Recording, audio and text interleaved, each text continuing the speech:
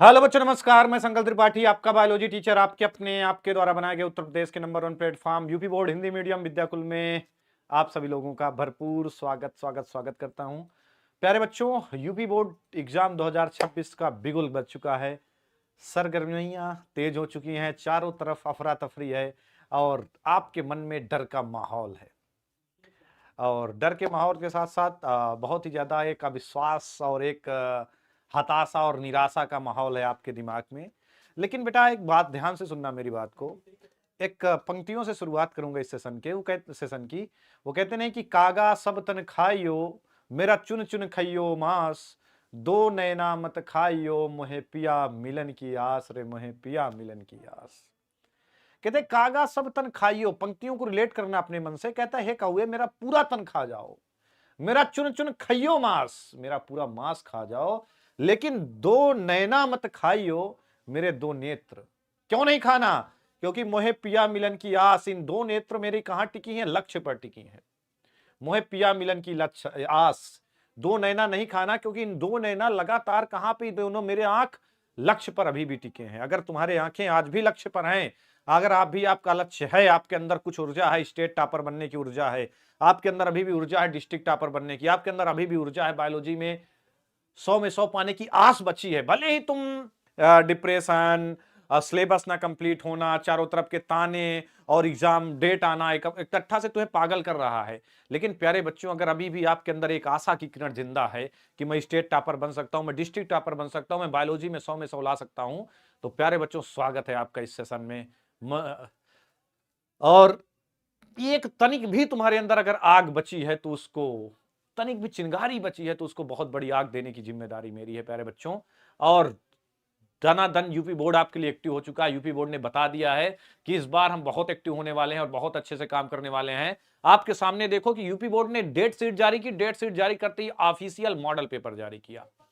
अब official model paper बहुत लोगों ने सोल्यूशन देख लिया होगा फटाफट। बहुत लोगों ने कहा होगा कि हाँ सर, ऑफिशियल मॉडल पेपर तो ठीक है, कोई ना है।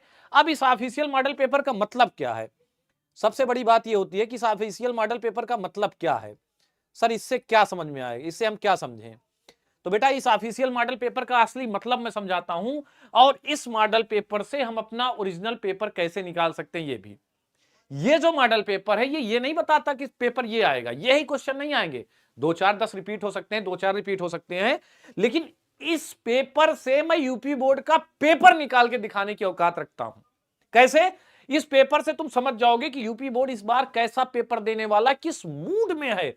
और बहुत सारी सेशन में, इस सेशन में आपको प्रूफ दे करके जाऊंगा कि जो कहा था मैंने वही हुआ, और आगे भी जो कह रहा हूं वही होगा। बहुत सारे प्रूफ दूंगा कि अभी तक जो बताया था वही हुआ। ये मॉडल पेपर प्रूफ करेगा कि आपका एग्जाम पेपर कैसे आने वाला है।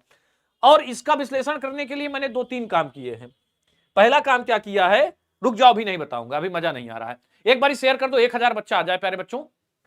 एक बारी पूरी ताकत से शेयर कर दो, 1000 बच्चा आ जाए। सभी बायोलॉजी वाले, कोई गद्दारी नहीं करेगा। सभी लोग एक बारी लाइक की बटन प्रेस कर दें, सभी लोग एक बारी लाइक की बटन प्रेस कर दें, बिना किसी गद्दारी के प्यारे बच्चों, गुरु दक्षिणा के रूप में। सभी लोग एक बारी लाइक की बटन प्रेस कर दो, और सब लोग, जितने लोग यहां हैं, 500 लोग हैं, सब लोग पूरी ईमानदारी से एक बार शेयर कर दो। हर यूपी बोर्ड बायोलॉजी वालों के पास ये पेपर पहुंचना चाहिए, इसका सोल्यूशन पहुंचना चाहिए। लेकिन इसके पेपर और सोल्यूशन से ज्यादा इंपॉर्टेंट है इसका विश्लेषण करना। वो चीज बहुत जरूरी है। इसके विश्लेषण करके हम एक्चुअल पेपर के बारे में जानेंगे कि इस पेपर के आधार पर कैसे यूपी बोर्ड के 7 सेट बनेंगे, क्या सच्चाई है इस पेपर के पीछे, और क्या क्या प्रूफ। बहुत सारे, जो भी बातों करूंगा बेटा विथ प्रूफ करूंगा। बहुत सारे एविडेंस लेकर के आया हूं मैं, परेशान मत होना, झटपट आना नहीं, टेंशन नहीं होना। एक बारी बस लाइक की बटन प्रेस कर दो, सब लोग लाइक की बटन प्रेस कर दो, पूरी ईमानदारी से शेयर कर दो। 600 लोग हो चुके हैं, सब लोग शेयर कर दो। यूपी बोर्ड के हर बच्चों का आह्वान कर दो प्यारे बच्चों, 1000 वाचिंग हो जाए, बस शुरू करते हैं। बहुत मजे के साथ शुरू करेंगे, और इस पेपर को तो उड़ा देंगे गाइज, परेशान मत होना। इस पेपर को अपन हवा में उड़ा देंगे, यूं ही नहीं। कहते ना, यूं ही नहीं मैं रजनीगंधा बन जाता हूं।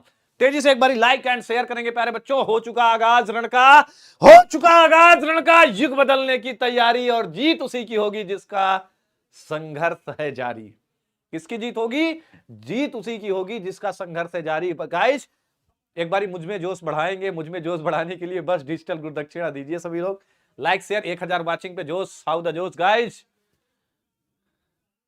क्या पैटर्न चेंज है, कैसा होगा पैटर्न, कैसा आने वाला है पेपर, सब बहुत अच्छे से आज एनालिसिस करेंगे मेरे साथ, आप भी एनालिसिस करेंगे, बहुत मजा आएगा। और इस एनालिसिस से हम और आप दोनों लोग मिलकर के, मैं और सारे बायोलॉजी यूथ, उत्तर प्रदेश का पूरा बायोलॉजी का बच्चा मिल करके इस मॉडल पेपर से निकालेगा कि एक्चुअल पेपर क्या होगा, एक्चुअल यूपी बोर्ड किधर जा रहा है, किस पैटर्न पे जाना चाहता है, इसको बहुत बाखूबी बाकायदे देखेंगे प्यारे बच्चों।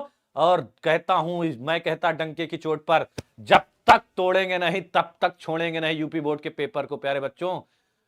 पहले ही दिन से कहा था जब तक तोड़ेंगे नहीं तब तक छोड़ेंगे नहीं। तेरे को क्या लगता है, बोल तो छोड़ देंगे? नहीं, जब तक तोड़ेंगे नहीं तब तक छोड़ेंगे नहीं। तो प्यारे बच्चों आइए शुरू करते हैं। इस पेपर के आधार पर अपन 70 में 70 कैसे ला सकते हैं। देखो, पहले अपन इस पेपर का एनालिसिस करेंगे। मॉडल पेपर ये है बेटा, लगातार अगर मैं पिछले 3 सालों की बात करूं, पिछले 3 साल से बेटा आपका ये जो मॉडल पेपर आता था सेम रहता था, सेम पेपर आता था, बस यूपी बोर्ड डेट चेंज कर देता था, तिथि बस ऐसे 2023 से 2024 लिख देता था बस। लेकिन 3 साल बाद अब बदलाव आया है, क्योंकि हम लोगों ने धरना भी किया था, ज्ञापन भी सौंपा था कि वेबसाइट का डिजिटलीकरण किया जाए। तो यूपी बोर्ड भी जागा, बहुत अच्छा हुआ, बहुत अच्छा लगा कि उसने मॉडल पेपर समय से दिया, समय से एग्जाम डेट दिया, बहुत अच्छी बात है। अब अगली बात समझो कि इस मॉडल पेपर से अपन इस मॉडल पेपर से कैसे समझेंगे कि 2026 का पेपर कैसा होने वाला है।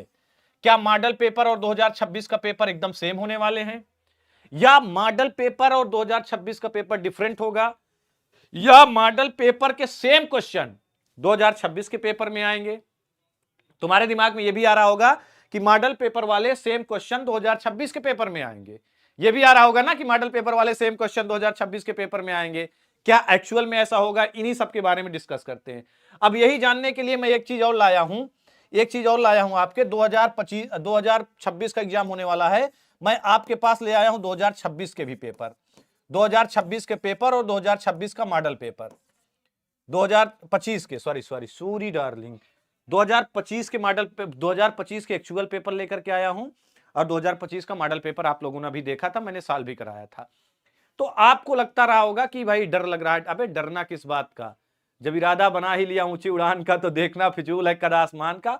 और जब तक मैं जिंदा हूं, प्यारे बच्चों नोट करके लिख लो ये बात, जब तक मैं जिंदा हूं, जब तक मेरे पास सामर्थ्य है, मां सरस्वती की कृपा है, जब तक मैं यहां खड़ा होकर के पढ़ा रहा हूं, तब तक तुम्हें डरना नहीं है, बायोलॉजी को लेकर के तो डरना नहीं है।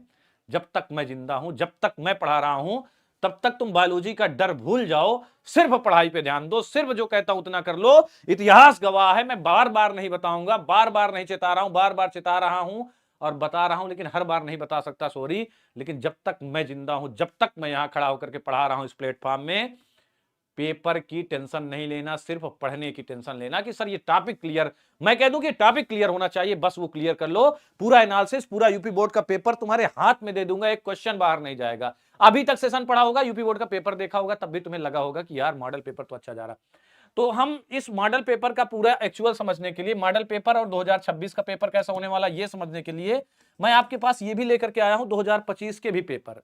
2025 के पेपर से क्या पता चलेगा अपन को, तो 2025 के पेपर से हम ये जान पाएंगे कि क्या जो 2025 का पेपर था और 2025 का मॉडल पेपर था, 2025 का पेपर और 2025 का मॉडल पेपर क्या सेम थे, क्या सेम क्वेश्चन थे, क्या कुछ डिफरेंट था, किस बेस पे थे, क्या क्या वो हुआ, क्या क्या बदलाव आया।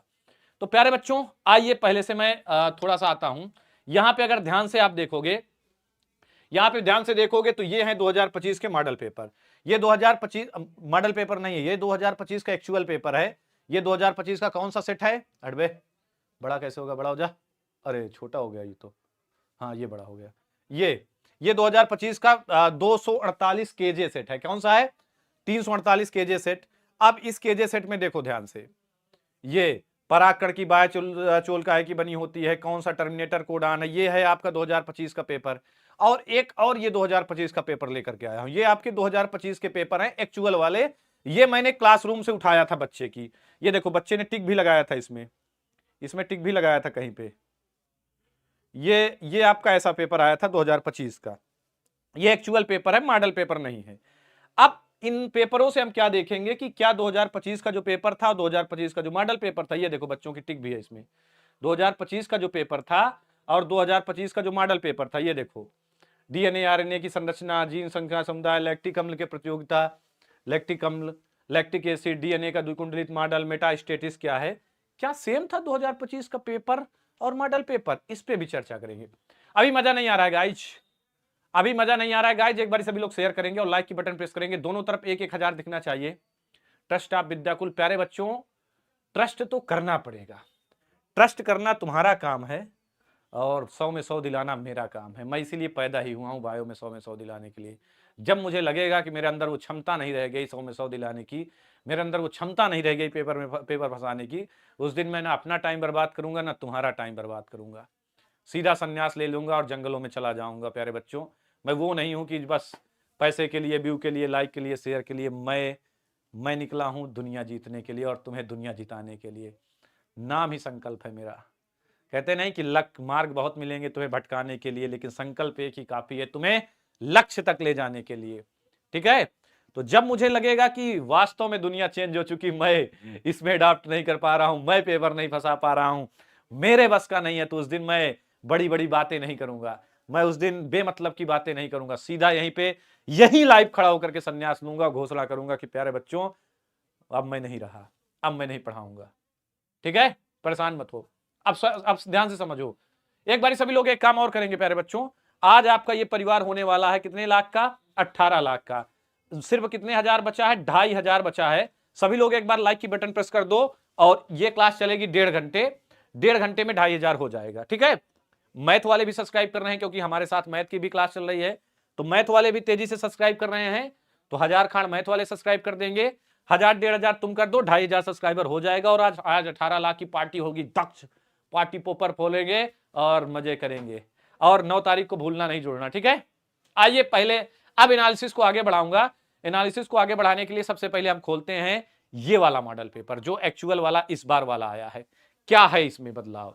ठीक है, तो प्यारे बच्चों एक बारी सभी लोग लाइक की बटन प्रेस करो और सभी लोग सब्सक्राइब करो। यहां पे तेजी से ऊपर जाए, सब्सक्राइब करो तेजी से। एक बारी मैं इसको तेजी से ऊपर जाना देख सकता हूं। एक बारी तेजी से ऊपर जाओ, ले चलो इसको। टक टक टक टक टक टक टक टक। हाँ अब स्टार्ट करो प्लीज, अब स्टार्ट करो। कौन कह रहा है? छाया। ठीक है बेटा, स्टार्ट ही कर रहा है। अरे मुझे कोई दिक्कत ना है, मैं स्टार्ट करूंगा, पढ़ा नहीं आया, परेशान मत हो।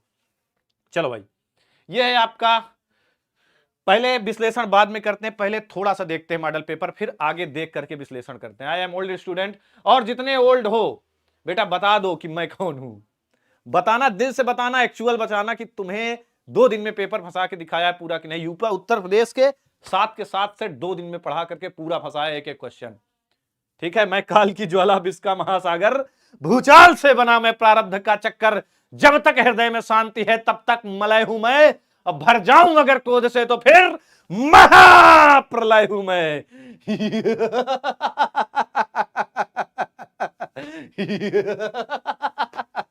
इसी जोश के साथ पढ़ा के फंसाया था, इसी जोश के साथ फंसाऊंगा।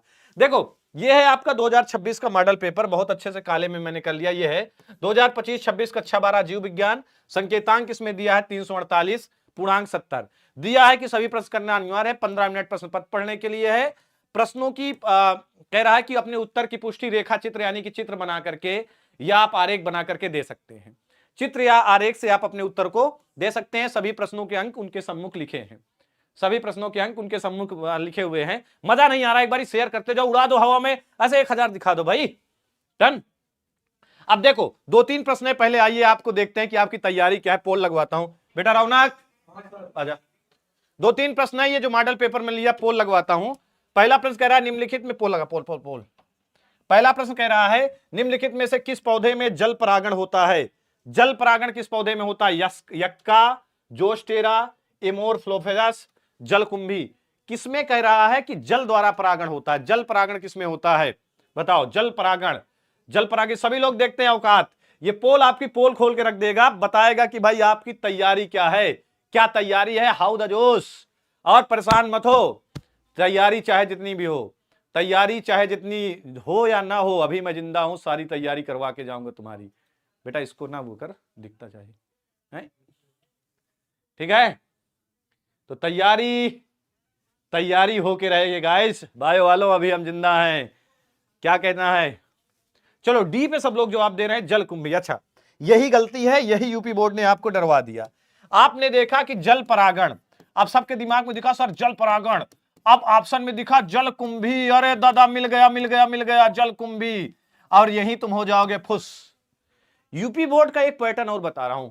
अब दुनिया बदल रही है, हमें भी बदलना पड़ेगा। पैटर्न बदल रहा है, हमें भी बदलना पड़ेगा। कहां का पैटर्न आ रहा है वो भी आज आपको मूल मंत्र देकर जाऊंगा कि यूपी बोर्ड जा कहां रहा है। ये भी मूल मंत्र मैं तुम्हें देकर के ही जाऊंगा कि आपका ये पैटर्न जा कहां रहा है। ठीक है, तो प्यारे बच्चों, जल द्वारा परागण जलकुंभी में नहीं होता, इसीलिए तुम्हें जलकुंभी दे दिया। ऐसा काम कहां होता है? कंपटीशन एग्जाम में फंसाने के लिए। वही खेल रहा है यूपी बोर्ड। अब तुम्हें जो पेपर दे रहा है वो एनसीईआरटी से दे रहा है और फंसाने वाला दे रहा है। कंपिटेटिव एग्जाम में जैसे प्रश्न आते हैं वैसे ही प्रश्न दे रहा है। तो यहां पे दे रहा है जल परागण जलकुंभी। ना ना ना ना, अब तुम्हें जलकुंभी लिखा, तुमने जलकुंभी लगा दिया। बेटा थोड़ा दिखाओ वहां पे पोल पे कितने लोगों ने क्या जवाब दिया है। 11% ए पे, बी पे 18%, सी पे 9%, डी पे और तोरी भरमार हो गया। अरे दादा ऐसे कैसे जिएंगे?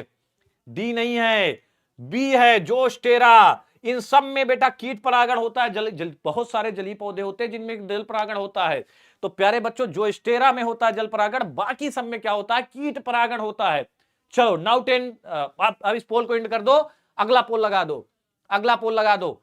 सभी लोग शेयर करेंगे, अभी मजा नहीं आ रहा है गाइस। 600 लोग हो चुके, 1000 पहुंचाना है इस मॉडल पेपर में। पेपर तो करेंगे बेटा, पेपर के साथ साथ में पेपर का वो विश्लेषण करेंगे साथ में मिलकर के। इस पेपर से हम निकाल के दिखाएंगे यूपी बोर्ड का एक्चुअल पेपर, और इसीलिए मैं 2025 के भी पेपर लेके आया हूं। ठीक है, इसीलिए 2025 के पेपर लेके आया हूं।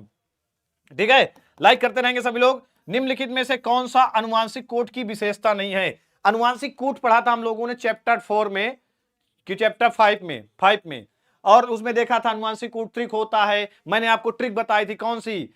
ए गधे वाला, कि भाई समापन कोट कौन है, प्रारंभन कोट कौन है, AUG। अब जैसे इस प्रश्न से मैं कितने प्रश्न निकाल सकता हूं? इस प्रश्न से मैं दिखा सकता हूं कि आपकी यूपी बोर्ड में प्रश्न क्या आएंगे। देखो जैसे ये प्रश्न देखो, इसमें दिया निम्नलिखित में से कौन अनुवांशिक कोट की विशेषता नहीं है, ये दिया विशेषता। अब बोर्ड एग्जाम में क्या देगा? ऐसे ही प्रश्न देगा, कह देगा कौन समापन कोड है। क्या कहेगा? कौन समापन कोड है, कौन प्रारंभन कोड है, कौन प्रारंभन कोड है, ऐसे ही बनाएगा। इस प्रश्न, ये प्रतिदर्श प्रश्न है। प्रतिदर्श क्या दिखाता है कि इसी लेवल के ऐसे ही प्रश्न आएंगे। तो यहीं से जैसे यहां जल परागण दे दिया, वहां पे देगा निम्नलिखित में से किसमें वायु परागण होता है, निम्नलिखित में किससे कीट परागण होता है। ऐसे ये बनेगा आपका पेपर। इस पेपर से आपके 6 सेट बनेंगे, लेकिन ऐसे ही होंगे। दिखेगा निम्नलिखित में किस पौधे में वायु परागण होता है, वायु परागण वाले एग्जाम देगा, एग्जाम्पलर वायु परागण वाले ऑप्शन दे देगा। यहीं पे कह देगा किस पौधे में कीट परागण होता है, कीट परागण वाले बहुत सारे एग्जाम्पल दे देगा। और ये प्रश्न आपके किताब में ऑलरेडी है, बस आपको पढ़ने की जरूरत है, थोड़ा सा ध्यान देने की जरूरत है। कह देगा निम्नलिखित में से किसमें पर परागण होता है, पर परागण होता है। बस ऐसे ही आपके 7 सेटों में यही बेस लेकर के बनाएगा यूपी बोर्ड। अब जैसे यहां पे है, यहां पे इसने कहा कि जेनेटिक अनुवांशिक कूट की विशेषता नहीं है। यहां पूछेगा अनुवांशिक कूट क्या है, या तो पूछ लेगा अनुवांशिक कूट क्या है, क्या है। यहां से 3 प्रश्न बनते हैं। निम्नलिखित में से कौन अनुवांशिक कूट की विशेषता नहीं है, तो अनुवांशिक कूट ट्रिक है। अब यह भी कह सकता है कि निम्नलिखित में से कौन अनुवांशिक कूट की विशेषता है, या तो प्रश्न दे देगा निम्नलिखित में से कौन अनुवांशिक कूट की विशेषता है। 3 ऑप्शन गलत दे देगा, 1 ऑप्शन सही दे देगा। 3 ऑप्शन गलत दे देगा और 1 ऑप्शन क्या दे देगा, 1 ऑप्शन सही दे देगा। बस बेटा इस पेपर से पूरा पेपर निकालूंगा और फिर 2025 के पेपर से विश्लेषण करके एक्चुअल पेपर निकाल के यहां हम रखेंगे। तुम बस ध्यान देना, बहुत ही आसानी से समझना ये पेपर से पेपर कैसे निकलता है। और इस पेपर से मैं तुम्हें 100 क्वेश्चन और दे दूंगा, उन पे ध्यान दे लेना। एनसीईआरटी वाले एक चीज अभी मैं प्रूफ करके दिखाऊंगा इस सेशन में, जो हमेशा कहता था वही करके दिखाया। अभी देखते जाओ। अच्छा, इसमें सबसे ज्यादा पोल बी पे आ रहे हैं, जेनेटिक कोड अपहासित होता है। ना बेटा, जेनेटिक कोड अपहासित होता है ये बात सही है। अनुवांशिक कोड त्रित होता है ये भी बात सही है। जेनेटिक कोड सार्वभौमिक होता है ये बात भी सही है। संदिग्ध और सामान्य होता है ये बात गड़बड़ है। संदिग्ध और सामान्य होता है, सी इज द राइट आंसर। और सी पे पोल ओनली 30% है। भाई क्या होगा भाई, अब लड़ो, कहो कि सारी जब तब साधना को मैं तिलांजलि दे रहा हूं। इस समर में अब युद्ध 8वां आयाम होगा, अब नहीं विश्राम होगा, अब महासंग्राम होगा। ये नव रश्मियां हमको नया आकार देंगी और प्रस्तर की शिलाएं वज्र सा व्यवहार देंगी। वार्ता की भूमि में अब संधि के साधन न होंगे, अब न होगी वंचना, अब नवचरित उद्यम होगा। यहां से ठीक है। अब समापन कोड क्या होता है? समापन कोड के लिए मैंने एक ट्रिक बताई थी। एक प्रश्न से कहो तो 10 प्रश्न निकाल दो, इनके अलावा कुछ नहीं आएगा। ठीक है, एक प्रश्न से 10 प्रश्न निकालूंगा, यही 10 प्रश्न निकालें। और एक बार इतना तेज से शेयर करो कि यहां पे संख्या 1000, दोनों तरफ 1-1000 हो भाई, नहीं तो एक तो प्रश्न कम कर दूंगा तो दिक्कत हो जाएगी। बोर्ड तो दिक्कत हो जाएगी। ठीक है, तो समापन कोड क्या होते हैं, समापन कोडान क्या होते हैं? तो समापन का मतलब जो समाप्ति करते हैं, समापन के लिए मैंने एक ट्रिक बताई थी आपको, क्या कि तुम पहले समापन, सब शुरुआत कैसे होती है? शुरुआत होती है एजी यूजी से। क्या होती है? पहले तुम क्या थे? पहले तुम थे एजी, पहले तुम क्या थे? एजी। पहले तुमको क्या कहा जाता था? पहले तुमको कहा जाता था एजी का ए। पहले यू क्या थे? तो पहले तुम थे एजी, पहले तुम्हें बुलाया जाता था एजी, ए क्या थे? यू क्या थे? यू मतलब तुम, पहले तुम थे एजी, फिर धीरे धीरे तुमको क्या कहा जाने लगा? गदहा, जीए हो गए। पहले तुम्हें बुलाती है, पहले तुम्हें बुलाती है, पहले तुम्हें प्यार से फंसाया गया, तुम्हें क्या कहा गया? यू, यानी कि तुम, तुमको बुलाया गया ए जी, ओ जी, खाओ जी, आओ जी। फिर धीरे धीरे तुम जब आ गए तो तुम क्या हो गए? यू क्या बन गए? जीए बन गए, गधा बन गए। और जब तुम्हें गधा कहा गया कि ओ गधे जी, जब तुम्हें गधा कहने कहा गया, तुमने कहा ए, गधा ना कहे। यू ने क्या कहा? ए, यू मतलब तुम कहा ए, गुस्सा गए, तुम गुस्सा गए, तुम कहा ए, गधा ना कहे। तो पहले तुम, पहले यू मतलब तुम, पहले तुम थे एजी, फिर तुम बन गए जीए मतलब गधा, तुम्हें कहा जाने लगा। फिर जब तुम्हें गधा कहा गया तो तुमने कहा यू, ए, गधा ना कहे, तो लड़ाई हो गई, लड़ाई हो गई तो काम समाप्त हो गया। तो ये हो गया समापन कोडान। 3 तो समापन कोडान है। प्रारंभन कोडान कौन है? तो प्रारंभन कोडान है ए यू जी, और कभी कभी जी यू जी, ये प्रारंभन कोडान है। ये भी पूछ सकता है, ये भी पूछ सकता है कि कितने अनुवांशिक कूट होते हैं प्यारे बच्चों, कितने होते हैं, टोटल कितने होते हैं? तो 4 की घाते 3, 4 गुणते 4 गुणते 4, 4 चौक 16, 16 चौको 64, 64 कोडान होते हैं। ये भी पूछ सकता है। एक प्रश्न से इतने प्रश्न बना दो कि यही सारे पूछेगा। कोडान कितने होते हैं टोटल, ये भी पूछ सकता है। तो टोटल 64 कोडान होंगे। कितने कोडान होंगे? टोटल 64 कोडान टोटल होते हैं। कितने होते हैं? टोटल 64 कोडान होते हैं, ये भी ध्यान देना। तो इस प्रश्न से हमने निकाला 1 प्रश्न, 2 प्रश्न, 3 प्रश्न, 4 प्रश्न। और ये भी बताएगा कि कितने कोडान अमीनो अम्लों के लिए काम करते हैं। तो 61 अमीनो अम्लों के लिए काम करते हैं, 61 प्रोटीन संश्लेषण के लिए काम करेंगे। 3 तो क्या करेंगे? समापन। ये तीनों समापन, ये कोई काम नहीं करेंगे, ये किसी भी अमीनो अम्ल का संश्लेषण नहीं करेंगे, लेकिन 61 काम के होंगे। तो इससे जो 4-5 प्रश्न बन रहे हैं यही आएंगे, इनके अलावा कुछ नहीं आएगा। आई बात समझ में?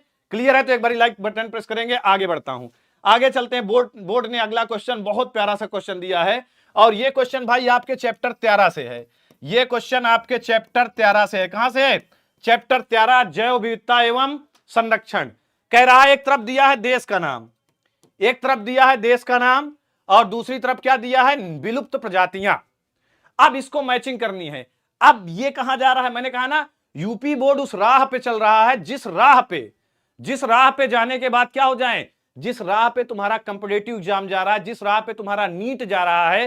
क्योंकि हम लोग बार बार यूपी बोर्ड में धरना दिया, हमने कहा यूपी बोर्ड के बच्चे को उस लेवल तक ले जाया जाए, नीट लेवल तक, एनसी नीट लेवल तक, और वो कंपटीशन एग्जाम के लेवल तक, सीनेट लेवल तक, हर लेवल तक बच्चा फतेह कर पाए, उस लेवल का उसे पेपर चाहिए। तो प्यारे बच्चों, ऐसे प्रश्न कहां मिलते हैं आपको? कंपिटिटिव एग्जाम में देखने को मिलते हैं। नीट में हो गया, सीनेट एग्जाम में हो गया, या अदर कंपिटिटिव एग्जाम में, यूपीएससी वगैरह में, या एसएससी वगैरह में ऐसे प्रश्न आते हैं। अब यूपी बोर्ड ने ऐसे प्रश्न देना इसलिए शुरू कर दिया प्यारे बच्चों, और ऐसे ही देगा, और ऐसे ही मजा भी आएगा प्यारे बच्चों। परेशान मत होना, इनको झटपटाना नहीं देख के, बहुत आसानी से सब आ जाएंगे। इनको देख करके क्या करता है बेटा? इनको देख करके डरना नहीं, ऐसे ही प्रश्न आगे आपको मिलेंगे। अभी से प्रैक्टिस करे रहोगे तो आगे तुम्हारा डंका बजेगा, बोलबाला हो जाएगा। रुक जाओ, मैं एसी ऑन कर दूं, ठीक है? तो देखो, मारिसस में मैंने आपको पहले पढ़ाया था, एक वन शॉट लिया था क्वेश्चन आंसर की, तब पढ़ाया था कि मारिसस का जो डोडो पक्षी हो गया, विलुप्त हो गया। अब डोडो पक्षी विलुप्त क्यों हो गया? अब ये भी पूछ सकता है कि डोडो विलुप्त क्यों हुआ। भाई तुमने ये पढ़ लिया कि कौन सा पक्षी विलुप्त हुआ? डोडो। अब मान लिया जाए यूपी बोर्ड ने दे दिया कि मारिसस का विलुप्त पक्षी डोडो है। क्यों विलुप्त होगा? ये रीजन पूछ ले बोर्ड में, प्रतिदर्श पेपर में ये दिया, बोर्ड पेपर में रीजन पूछे तो क्यों विलुप्त हो गया बेटा डोडो? तो डोडो इसलिए विलुप्त हो गया, इसका मांस बहुत स्वादिष्ट था, मांस स्वादिष्ट था, मांस इतना स्वादिष्ट था, इतना स्वादिष्ट मांस था, इतना स्वादिष्ट मांस था इसका बेटा, कि लोगों ने इसका इतना शिकार किया, इतना शिकार किया, इतना शिकार किया कि पूरा खा गए इसको। स्वादिष्ट मांस के कारण लोगों ने इसका बहुत ज्यादा शिकार किया। स्वादिष्ट, सोचो ये 25 कारण विलुप्त हो गया क्योंकि इसका मांस स्वादिष्ट था, और स्वादिष्ट मांस के कारण इसने इसका इतना शिकार किया, इतना शिकार किया, इतना शिकार किया कि ये बिचरवा क्या हो गया, विलुप्त हो गया, दुनिया में बचा ही नहीं, दुनिया में बचा ही नहीं। ठीक है, विलुप्त हो गया मॉरिशस। और रूस, ये भी पढ़ाया था आपको, रूस की शेल्टर काऊ। अब जैसे दो चीज पता है तब भी काम हो जाएगा। शेल्टर काऊ कहां थी, रसिया की है, ये रसिया की थी, ये भी क्या हो गई, विलुप्त हो गई। विलुप्त का मतलब जो जीव इस दुनिया में अब नहीं रहा, जो जीव इस दुनिया में नहीं रहा। गुरु सचिव डरे हुए हैं संकल्प सर पेपर लीक न करें। पेपर तो लीक करेंगे यार, मजा नहीं आ रहा। 800 से फिर नीचे एक बार सभी लोग शेयर करेंगे। 1000 तो वाचिंग होनी चाहिए, मॉडल पेपर है, ओपन एनालिसिस करने आए हैं, कम से कम यार बायो वालों तुम लोग इतना करो। मैथ वाला दिन रात मैथ पढ़ता है, तुम बायो वालों यार पढ़ते काहे नहीं हो। बायो ही ऐसा सब्जेक्ट है जो तुम्हें 100 में 100 दिलाएगा तुरंत, थोड़ी सी मेहनत करने पर। ठीक है, और गुरुदक्षिणा तुम्हें देनी पड़ेगी नहीं, गुरुदक्षिणा के बिना ज्ञान अधूरा है। सभी लोग एक बार लाइक और शेयर करो, 1000 दोनों तरफ दिखना चाहिए। अब देखो इन दो ऑप्शन से अपन फिट करते हैं। पहले तो हमने कहा ए का 3 नंबर, तो ए का 3 नंबर में इसमें ए का 4 नंबर है, ये ऑप्शन कट गया, ये ऑप्शन कट गया, ए का 4 नंबर है। अब ए का 3 नंबर तीनों में है, ठीक है। अब डी का कितने नंबर, 2 नंबर, डी का 2 नंबर किसमें है, डी का 2 नंबर, डी का 2 नंबर ये है, डी का 2 नंबर इन दोनों में भी है, इन दोनों में डी का 2 नंबर है, तो ये ऑप्शन कट गया। अब इन दोनों में कौन सा होगा, पोल करो, पोल करो गाइस, इन दोनों में कौन सा होगा बताओ। सर अगला चैप्टर कब पढ़ाएंगे बेटा, बहुत जल्दी पढ़ाएंगे, परेशान मत हो। ठीक है, अब बताओ क्वेगा कहां का है, बताओ क्वेगा अफ्रीका का है कि ऑस्ट्रेलिया का है, सभी लोग बताओ। क्वेगा कौन कौन बचा, क्वेगा बचा, थाइलेसियन बता। चलो ये दो ऑप्शन मैंने काट दिए, अब आपको इन दोनों पे पोल करके दिखाना है मुझे कमेंट सेक्शन पे, ये आपका काम है। कमेंट सेक्शन पे पोल करके दिखाओ, क्या पढ़ते हो यार। चढ़कर विपत्ति पर छा जा मेरे किशोर मेरे ताजा, जीवन का रस छन जाने दे, तन को पत्थर बन जाने दे, तू स्वयं तेज भयकारी है, क्या कर सकती चिंगारी है। चैप्टर 13 अगर पढ़ोगे तो सबसे पहले ये मिलेगा। अब प्यारे बच्चों, अब एक अपडेट दे रहा हूं, इस पेपर को देखकर तुम्हें क्या लगता है, देखो बहुत ध्यान से समझना। मैंने आपको एक गणित बताया है कि यूपी बोर्ड का टॉप सीक्रेट है कि 60 से 70% पेपर क्या आएगा, पीवाईक्यू, प्रीवियस ईयर क्वेश्चन। 60 से 70% UP board previous year question देता है, और ये जो 25 से 30% नए प्रश्न बनते हैं बेटा, सबसे बड़ा हमारे दिमाग में ये होता है कि 25 से 30% ये जो नए बनते हैं ये कहां से बनते हैं, ये जो 25 से 30% प्रश्न नए बनते हैं ये कहां से बनते हैं। तो प्यारे बच्चों ये एनालिसिस करने की बात है, और ये एनालिसिस कहां से हो सकता है। देखो यूपी बोर्ड का टॉप सीक्रेट समझो, मैं हर सेशन में चिल्ला के कहता था कि बेटा यूपी बोर्ड 60 से 70% पुराने क्वेश्चन देगा, 25 से 30% नए प्रश्न बनते हैं, और वो यूपी बोर्ड बनवाता है, एक प्रश्न बनाने के 2000 मिलते हैं। लेकिन ये कहां से देता है, ये सबसे बड़ी बात थी। तो उसके लिए मैंने कहा था बेटा ये देता है एनसीईआरटी से। कहां देता है, एनसीईआरटी के पीछे जो होते हैं एनसीईआरटी वाले, एनसीईआरटी एग्जाम्पलर वाले प्रश्न यूपी बोर्ड उठा के दे देता है। तुम्हें लगता था ऐसा नहीं है, लेकिन अब मॉडल पेपर उठा के देखो, वही पैटर्न पे 2026 का अपडेटेड मॉडल पेपर निकल के आया है। इस मॉडल पेपर को ध्यान से पढ़ना, देखना 60 से 70% टोटल प्रीवियस ईयर क्वेश्चन है, और 25 से 25% नए बने हैं, और वो नए बने हैं जो वो एनसीईआरटी से डायरेक्ट, एनसीईआरटी के डायग्राम, एनसीईआरटी एग्जाम्पलर वाले, एनसीईआरटी के डायग्राम डायरेक्ट धरा है, एनसीईआरटी के बीच से पूरा उठा के रख दिया है, एनसीईआरटी एग्जाम्पलर वाले प्रश्न रखा है, और कहीं से नहीं रखा। और ये बात मैं पहले दिन से बताता आया हूं कि बेटा इस बार ये होने वाला है। पहले दिन से मैंने जगाया है, पहले दिन से बताया है कि बेटा इस बार ये होगा। तब तुम्हें लगता था ना ना पता नहीं क्या होगा, अब देख हुआ कि नहीं हुआ, हुआ कि नहीं हुआ। अब भी कहता हूं जो कहता हूं वही होगा, डंके की चोट पे। लेकिन तुम्हें ये टेंशन नहीं लेना क्या होना है, तुम्हें टेंशन इस बात की लेना है। आइए सर, स्वागत है आपका। हाँ स्वागत है बेटा, इतनी एनर्जी संकल्प सर के अंदर देख रहे हो, दहाड़ रहा बायोलॉजी में। प्यारे बच्चों, अभी आज आप सबके लिए मॉडल पेपर हम पूरी तरीके सॉल्व करा दिए हैं, और मॉडल पेपर तो एकदम लप्पू सा आया है, लेकिन असली पेपर तो आना बाकी है। दूसरा ये कह रहा था, आज रात 8 बजे बेटा लक्ष्य बैच का ट्रेलर आ रहा है, यूपी बोर्ड का सबसे खतरनाक ट्रेलर, सबसे बेहतरीन ट्रेलर। रात 8 बजे देखना मत भूलना, सभी लोग अभी देखिएगा, इसी चैनल पे रात 8 बजे ट्रेलर देखने को मिलेगा। और प्यारे बच्चों, 9 नवंबर को लक्ष्य बैच का लॉन्च आ रहा है, तो उसमें भी आप सभी को आना है। तो 8 बजे बस ये क्लास खत्म होगी, बड़ी पिक्चर दिखाएंगे, ठीक है, बड़ी पिक्चर बड़े पर्दे में बड़ी पिक्चर, बड़े यूपी बोर्ड उत्सव है बेटा, टेंशन ना लेना, जब तक हम जिंदा हैं तब तक कोई दिक्कत नहीं। हाँ समझ रहे हो। तो यूपी बोर्ड वालों, बड़ी पिक्चर देखना है तो अभी 8 बजे के लिए मिलते हैं, ठीक है। चलिए पढ़ाई करिए। ठीक है गाइज, और शेयर करो, तुरंत 1000 पहुंच जाए, बस थोड़ा सा बाकी, 8:30 हो चुका है, शेयर करते रहो। ठीक है गाइज, तो ये हो गया। इसके बाद अगला प्रश्न, तो हम देखो, अब ये प्रश्न देखो, ऐसे प्रश्न कहां आते हैं। अब घ नंबर में जो प्रश्न दिया है, ऐसे प्रश्न कहां आते हैं, ऐसे प्रश्न आपके नीट में आते हैं, या सीनेट एग्जाम में आते हैं, या कंपटीशन एग्जाम में आते हैं। बेटा पोल लगाओ, या कंपटीशन एग्जाम में आते हैं ऐसे प्रश्न। अब इसमें क्या दिया, ए और आर वाले, इनको देख के घबराना नहीं, इन प्रश्नों को देख करके घबराना नहीं है। अभिकथन ए, पॉलीमरेज कितना है, 47, ठीक है, पॉलीमरेज चेन रिएक्शन। ठीक है, क्या कह रहा है, अब क्या कह रहा है यहां पे, आर को नीचे दिए कथन दिए हैं, जिसमें एक अभिकथन ए को लेबल किया गया और दूसरे कारण आर को लेबल किया गया। अभिकथन ए, पॉलीमरेज श्रृंखला क्रिया पीसीआर के 3 चरण है। कितने 3 चरण, निष्क्रियीकरण, तापानुशीतलन और प्रसार। कारण दिया है कि पॉलीमरेज में टैंक पॉलीमरेज का उपयोग होता है, जिसे थर्मस इक्वेटस जीवाणु से पृथक किया जाता है। अब इसमें कह रहा है कौन सा सही है, कौन किसकी व्याख्या है। बहुत परेशान नहीं होना, बहुत ध्यान से पढ़ना, सब लोग आंसर करना। कह रहा है ए और आर दोनों सत्य हैं, आर ए का सही स्पष्टीकरण है। ठीक है, ए और आर दोनों सत्य हैं, लेकिन आर ए का सही स्पष्टीकरण नहीं है। ए सत्य है लेकिन आर गलत है, ए गलत है लेकिन आर सत्य है। अब सभी लोग इसका सही जवाब दो भाई, क्या लगता है, क्या लगता है, बातन से खुरपा ले लो आतन में, बताओ भाई, सभी लोग इसका सही जवाब देंगे। और एक बारी like the press, like button press करो गाइज, 1000 पूरा होने वाला है। और शेयर भी इतना करो कि 1000 हो जाए, मजा नहीं आ रहा है गाइज, ऐसा मत करो मेरी जान, ऐसे कैसे चलेगी जिंदगी, ऐसा मत करो। सभी लोग शेयर करते जाओ, लाइक करते जाओ गाइज, बताओ फटाफट से फटाफट से फटाफट से फटाफट से फटाफट से फटाफट से फटाफट फटाफट से। जब तक मैं पीऊं पानी तब तक आंसर निकला देना।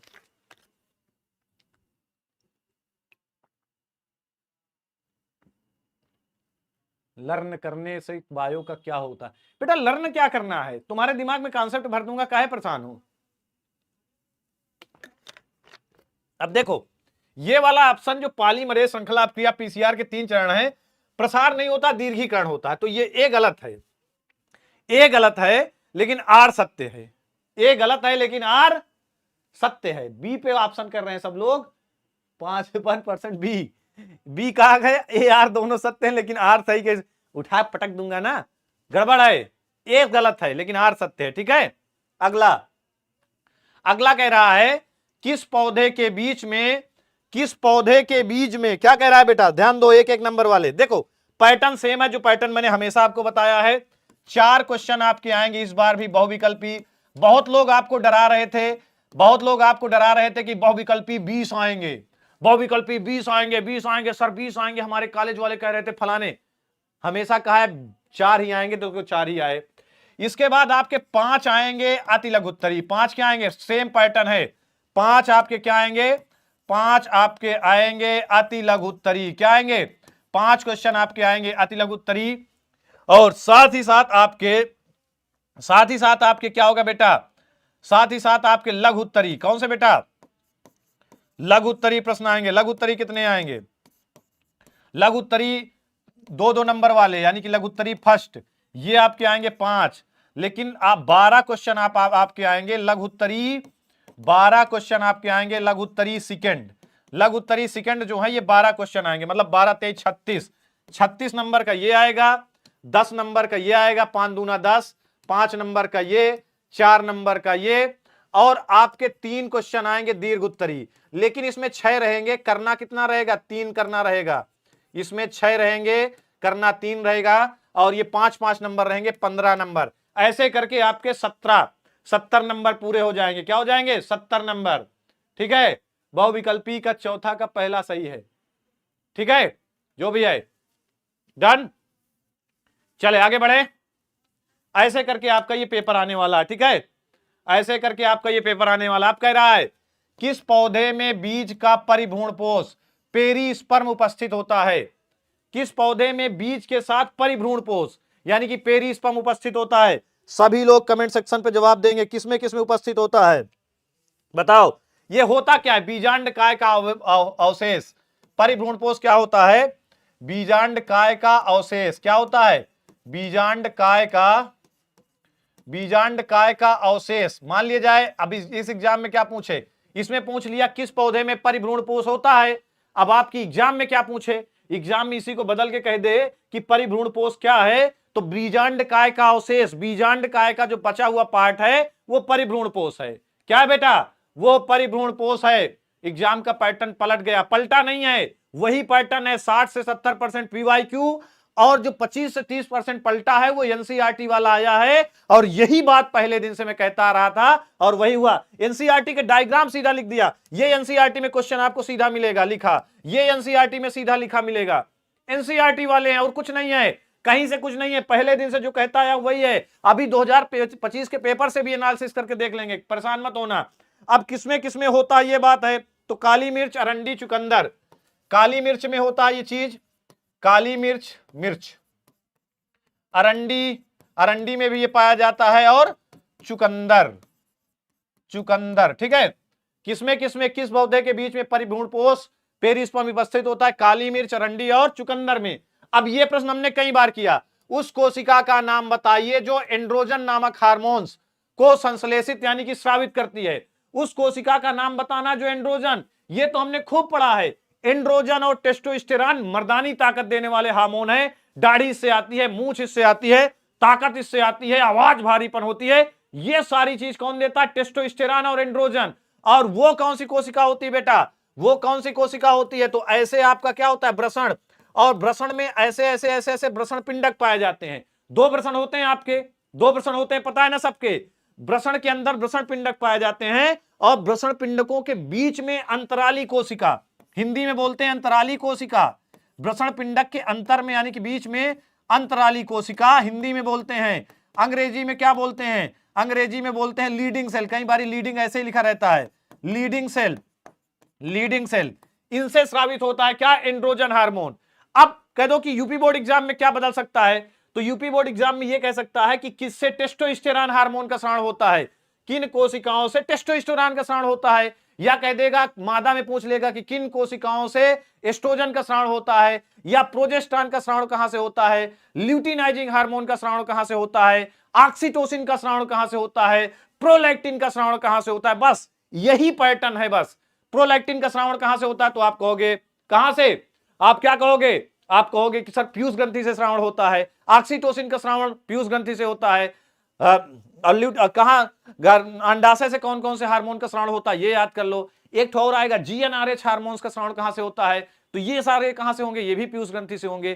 तो चैप्टर 2 में सब पढ़ाया है, यही सब आएंगे। तो बेटा सर्टोली कोशिका नहीं, अंतराली कोशिका जिसको बोलते हैं लीडिंग सेल। सर्टोली कोशिका तो चैप्टर 1 पादपों में पाई जाती है, जो परागकणों को पोषण प्रदान करती है और परागकण के बाह्य परत बताती है, वो है सर्टोली। पागलो क्या यार ऐसे बेइज्जती कराओगे, ऐसे बेइज्जती कर। सर्टोली कोशिका परागकणों को पोषण देती है, वो भी इंपॉर्टेंट है, वो भी इंपॉर्टेंट है, वो भी आ सकता है प्लांट्स के रूप में। देख अब कह रहा है डार्विन, क्या कह रहा है, कह रहा है डार्विन के सिद्धांत का मूल तत्व क्या है। तो डार्विन के सिद्धांत का मूल तत्व क्या है, प्राकृतिक चयन। डार्विन ने कहा प्रकृति चयन करती है। एक एक नंबर वाले इतना ही लिखना है। डार्विन के सिद्धांत का मूल तत्व क्या है, प्राकृतिक चयन, प्राकृतिक वर्ण का सिद्धांत इसको बोलते हैं। डार्विन ने कहा कि जो जीव योग्यतम जीव, योग्यतम जीव को कौन चुनता है, प्रकृति चुनती है। जो भी जीव योग्यतम होता है उस जीव को कौन चुनता है, प्रकृति चुनती है। और योग्यतम को उत्तरजीविता का अधिकार देती है। क्या देती है, योग्यतम को उत्तरजीविता का अधिकार प्रकृति देती है कि भाई जो योग्य है वो जा जिंदा रहा और तू संतान उत्पन्न कर। वो जिंदा रहता है योग्यतम, संतान उत्पन्न करता है और उसी की पीढ़ी आगे चलती है। जो अयोग्य होता है वो बेचारा मर जाता है, तो संतान, भाई पैदा करने से पहले हम मर जाएंगे तो हमारी संतानवय नहीं उत्पन्न होगी, तो हमारी पीढ़ी विलुप्त हो जाएगी। तो डार्विन ने बताया कि लंबी गर्दन वाले डायनासोर, लंबी गर्दन वाले डायनासोर प्रगति वर्ण में विजयी रहे। प्रगति ने उनको चयन किया क्योंकि वो लड़ पाए, जीवन संघर्ष में विजयी रहे। और जो जिंदा रहा उसी ने जनन किया, उसकी संतान आगे बढ़ी। छोटी गर्दन वाले जिराफ, जायराचोर तो नहीं मैं बोला, लंबी गर्दन वाले जिराफ विजयी रहे प्रकृति वर्ण में और उन्होंने संतान उत्पन्न किया तो वही चले। और छोटी गर्दन वाले क्या हो गए, छोटी गर्दन वाले मर गए क्योंकि वो प्रगति संघर्ष में विजयी नहीं हुए। जब विजयी नहीं हुए, मर गए, तो संतान नहीं उत्पन्न हुआ, तो खत्म हो गए। अब देखो ये बहुत प्यारा सा प्रश्न है, एनसीईआरटी से उठाया गया। बोलो है ना एनसीईआरटी का, चिल्ला चिल्ला के कहता था ना जितने प्रश्न नए बनेंगे एनसीईआरटी के बनेंगे। क्या कह रहा है 5, अब देखो बहुत सरल है, देख के तुम्हें डर लगा, इस प्रश्न को देख के धड़कन बढ़ गई होगी, अरे दादा ये कहा दे दिया, अरे अरे बाप रे, अरे मैया रे, अरे दादा ये कहा दे दिया। कहा दिया 5 ATGC ATGC ATGC ATGC ATGC ATGC ATGC 3 दूत आरएनए, दूत मतलब मैसेंजर आरएनए, दूत आरएनए एनसीईआरटी की भाषा दूत है, ये दूत एनसीईआरटी की भाषा है। हिंदी में मैसेंजर या संदेशवाहक हम कहते हैं, संदेशवाहक को दूत भी कहते हैं ना, कि दूत जाओ चिट्ठी लेकर जाओ, कहा दूत आया है, दूत ने कहा कि जाओ जाओ महाराज को सूचित कर दो, जाओ मिथिलाधिराज जनक को सूचित कर दो कि उनके सिंहपौर में कंचनरंगी सम्राट अशोक वाटिका बिहारी 10 कंधर 10 गंधर 10 ग्रीव 10 आनंद पधारे हुए हैं, जाओ दूत हमारा संदेश शीघ्रातिशीघ्र महाराज जनक को बता दो। तो दूत मतलब संदेशवाहक, संदेशवाहक आरएनए। तो संदेशवाहक आरएनए का क्या कहना है, अनुक्रम बताना है। तो कुछ नहीं करना, हमको पता है कि आरएनए में थाइमिन की जगह पे यूरेसिल होता है। हमको क्या पता है, आरएनए में थाइमिन की जगह क्या होता है, यूरेसिल होता है। तो बस जहां जहां टी है वहां वहां यू लगाना है और कुछ नहीं करना। आरएनए में थाइमिन नहीं होता, थाइमिन की जगह पे यूरेसिल होता है, तो जहां जहां टी लगा है वहां वहां यू लगाओ। ऐसे ये इसका उत्तर नीचे देखो, 5 ऐसे ए है, फिर टी है तो यू लगा दो, फिर जी सी, फिर कहा है ए you ji C, A you जी सी, जहां जहां टी है वहां वहां यू कर दो बस, ए you ji C, A you जी सी, बस। कितने बार है, 1 2 3 4 5 6 7, 1 2 3 4 5, फिर कह दो ए यू जी सी, ऐसे 7 बार तुम भी कर दो, ए you ji C, A you जी सी। कुछ नहीं करना, हमको पता है आरएनए में थाइमिन नहीं होता बल्कि यूरेसिल होता है थाइमिन की जगह पे, तो टी को हटा करके यू लगाना है बस, और कुछ नहीं करना, और हमको एक नंबर मिल गया। टी को हटा करके यू लगाना है, हमको एक नंबर मिल गया, और कुछ नहीं करना गाइज, बहुत सरल है। बस तुम देख के घबरा रहे हो भाई, देख के घबराना नहीं, अभी हम जिंदा हैं। डन, क्लियर है भाई। थाइमिन की जगह जहां जहां टी है वहां वहां यूरेसिल लगा दो, क्योंकि डीएनए में क्या होता है, थाइमिन होता है, आरएनए में यूरेसिल होता है। अगला क्या कह रहा है, पृथ्वी का फेफड़ा मतलब जहां से ऑक्सीजन खूब निकलती है। भाई एक बार शेयर करेंगे सभी लोग, बस 9,500 हो गए हैं, लाइक शेयर करो, 1,000 पूरे हो जाएंगे। अब पृथ्वी का फेफड़ा किसे कहते हैं, तो पृथ्वी का फेफड़ा गाइज कहते हैं अमेजन के वर्षावन। अमेजन का जंगल बहुत बड़ा जंगल है और वहां से खूब ऑक्सीजन निकलती है। जब खूब ऑक्सीजन निकलती है तो उसको क्या बोलते हैं, पृथ्वी का फेफड़ा। तो क्या लिख दो, अमेजन के वर्षावन। तुम लोगों ने देखा होगा रील में या इंस्टाग्राम में, या तुमने देखा होगा यूट्यूब में, अमेजन के जंगल, अच्छे खासे बड़े बड़े जंगल, बड़े बड़े सांप, बड़े बड़े विषधर, बड़े बड़े विषैले अलग अलग प्रकार के जीव। मतलब अमेजन का जंगल इतना घना जंगल कि पहुंचोगे तो तुम्हें सांस नहीं मिलेगी ना। तो अमेजन के वर्षावन को क्या बोलते हैं, अमेजन के जो वर्षावन है बेटा, इनको कहते हैं पृथ्वी का फेफड़ा। ये क्या है, ये पृथ्वी का फेफड़ा है, ठीक है। अमेजन का वर्षावन जहां पे खूब वर्षा हो रही, खूब जीव जंतु हैं, ये क्या है गाइस, ये है पृथ्वी का फेफड़ा। का फेफड़ा निकाल के। और प्यारे बच्चों एक बार सभी लोग लाइक की अरे सब्सक्राइब करते रहेंगे। 500 कितना हो गया, 539 सभी लोग सब्सक्राइब करेंगे। अब 2,500 से कम जरूरत है। आज अपन लोग इसको 18 लाख का, जिससे वो मना पाए, 18 लाख का परिवार आज अपन का हो जाए, ठीक है। सब्सक्राइबर बटन सब लोग ठोक देंगे खटाखट। ये क्लियर है भाई, ये क्लियर है, एक बार स्क्रीनशॉट ले लो। आगे चलता हूं, ये क्लियर है, एक बार स्क्रीनशॉट ले लो। आगे चलूं, चलो भाई आगे चलते हैं। अब कह रहा है बिंदु उत्परिवर्तन किसे कहते हैं, पॉइंट म्यूटेशन। तो बिंदु का मतलब छोटे से पार्ट की बात कर रहा है, बिंदु, ये छोटा सा बिंदु। बिंदु का मतलब क्या होता है, जीन। जीन उत्परिवर्तन या बिंदु उत्परिवर्तन एक ही बात है, मैंने आपको खूब पढ़ाया है। जीन उत्परिवर्तन, जीन बहुत छोटा होता है इसीलिए इसको बिंदु भी बोलते हैं। तो जीन उत्परिवर्तन या बिंदु उत्परिवर्तन। अच्छा, इस प्रश्न से और प्रश्न कह दो गुरुजी क्या बनेंगे, इसी प्रश्न के बिहेव पे बनेंगे उत्परिवर्तन क्या है। इसी प्रश्न के बिहेव में क्वेश्चन बनेंगे उत्परिवर्तन क्या है, उत्परिवर्तन की खोज किसने की। तो उत्परिवर्तन क्या है, अचानक होने वाले परिवर्तन को उत्परिवर्तन को कहते हैं। उत्परिवर्तन की खोज किसने की, बताओ सभी लोग। ह्यूगो डिब्रीज, किसने खोज करी, ह्यूगो डिब्रीज ने करी। उत्परिवर्तन के प्रकार, तो जीन उत्परिवर्तन, गुणसूत्री उत्परिवर्तन ना, उत्परिवर्तन के प्रकार आ जाएगा। क्या जाएगा, इसी प्रश्न के बिहेव पे सारे प्रश्न बन के आएंगे। उत्परिवर्तन के प्रकार आ जाएगा, यहां पे उदाहरण दिया है तो उत्परिवर्तन के उदाहरण आ जाएंगे, उत्परिवर्तन का सिद्धांत आ जाएगा कि उत्परिवर्तन का सिद्धांत क्या कहता है, उत्परिवर्तन में जैव विकास की क्या भूमिका है। यही सब प्रश्न इसी से रिलेटेड होकर के आएंगे। ठीक है, तो उत्परिवर्तन क्या है आइए समझाता हूं, और इससे रिलेटेड दो बहुत ही जोरदार और बहुत प्यारे प्रश्न आपको करवा दूंगा। ये प्रश्न आपके एग्जाम में आ जाएंगे। ये देखो अच्छा, प्रश्न लिखना कैसे, सबसे बड़ी कला है कि अपन को 3 घंटे 15 मिनट में प्रश्न लिखना कैसे है।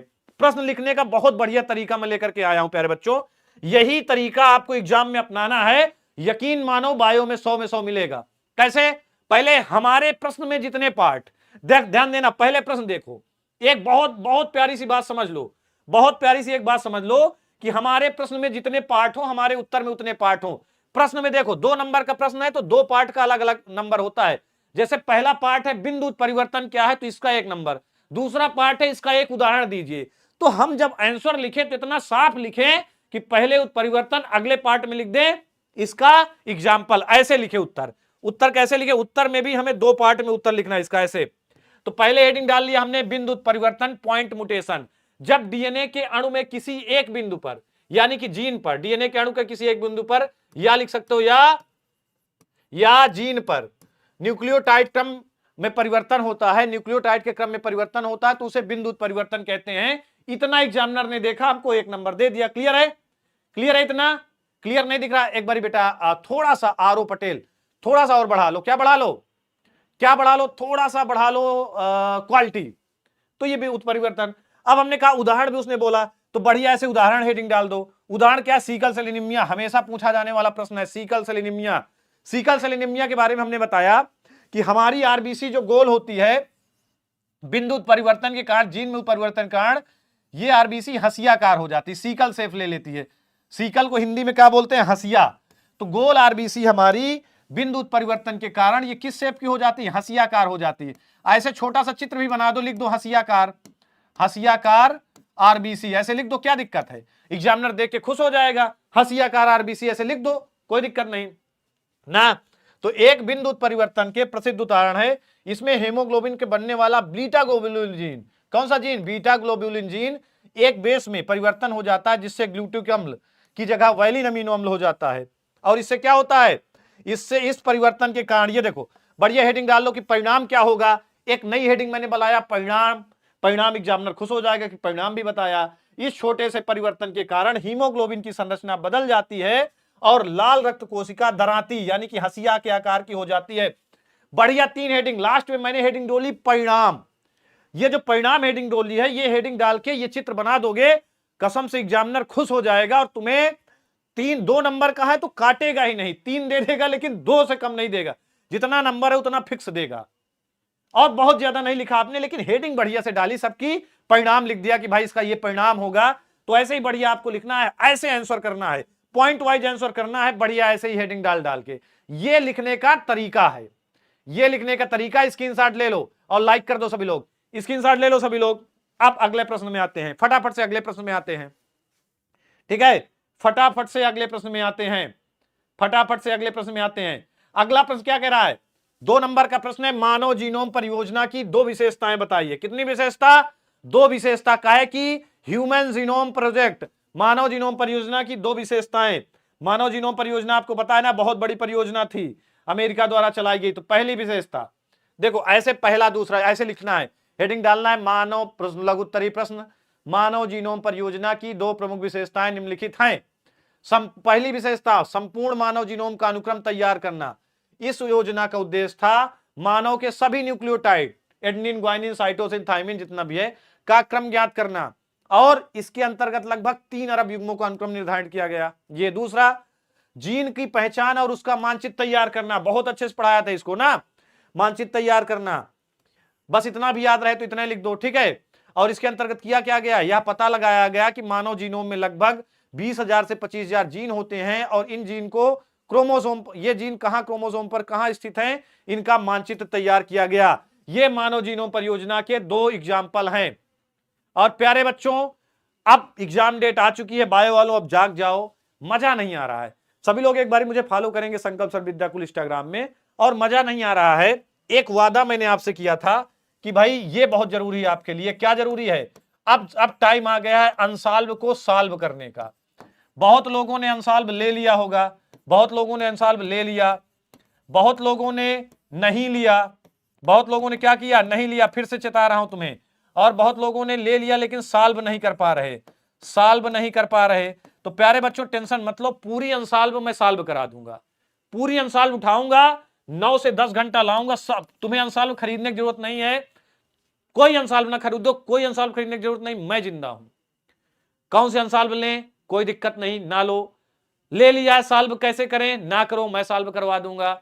लेकिन कौन कौन उसमें इंपॉर्टेंट है मैं बता दूंगा, कौन कौन सिलेबस से हटा है मैं बता दूंगा। लेकिन ये सेशन 9 से 10 घंटा चलने वाला है, क्योंकि पूरी अनसॉल्व को सॉल्व करवाऊंगा चैप्टर वाइज।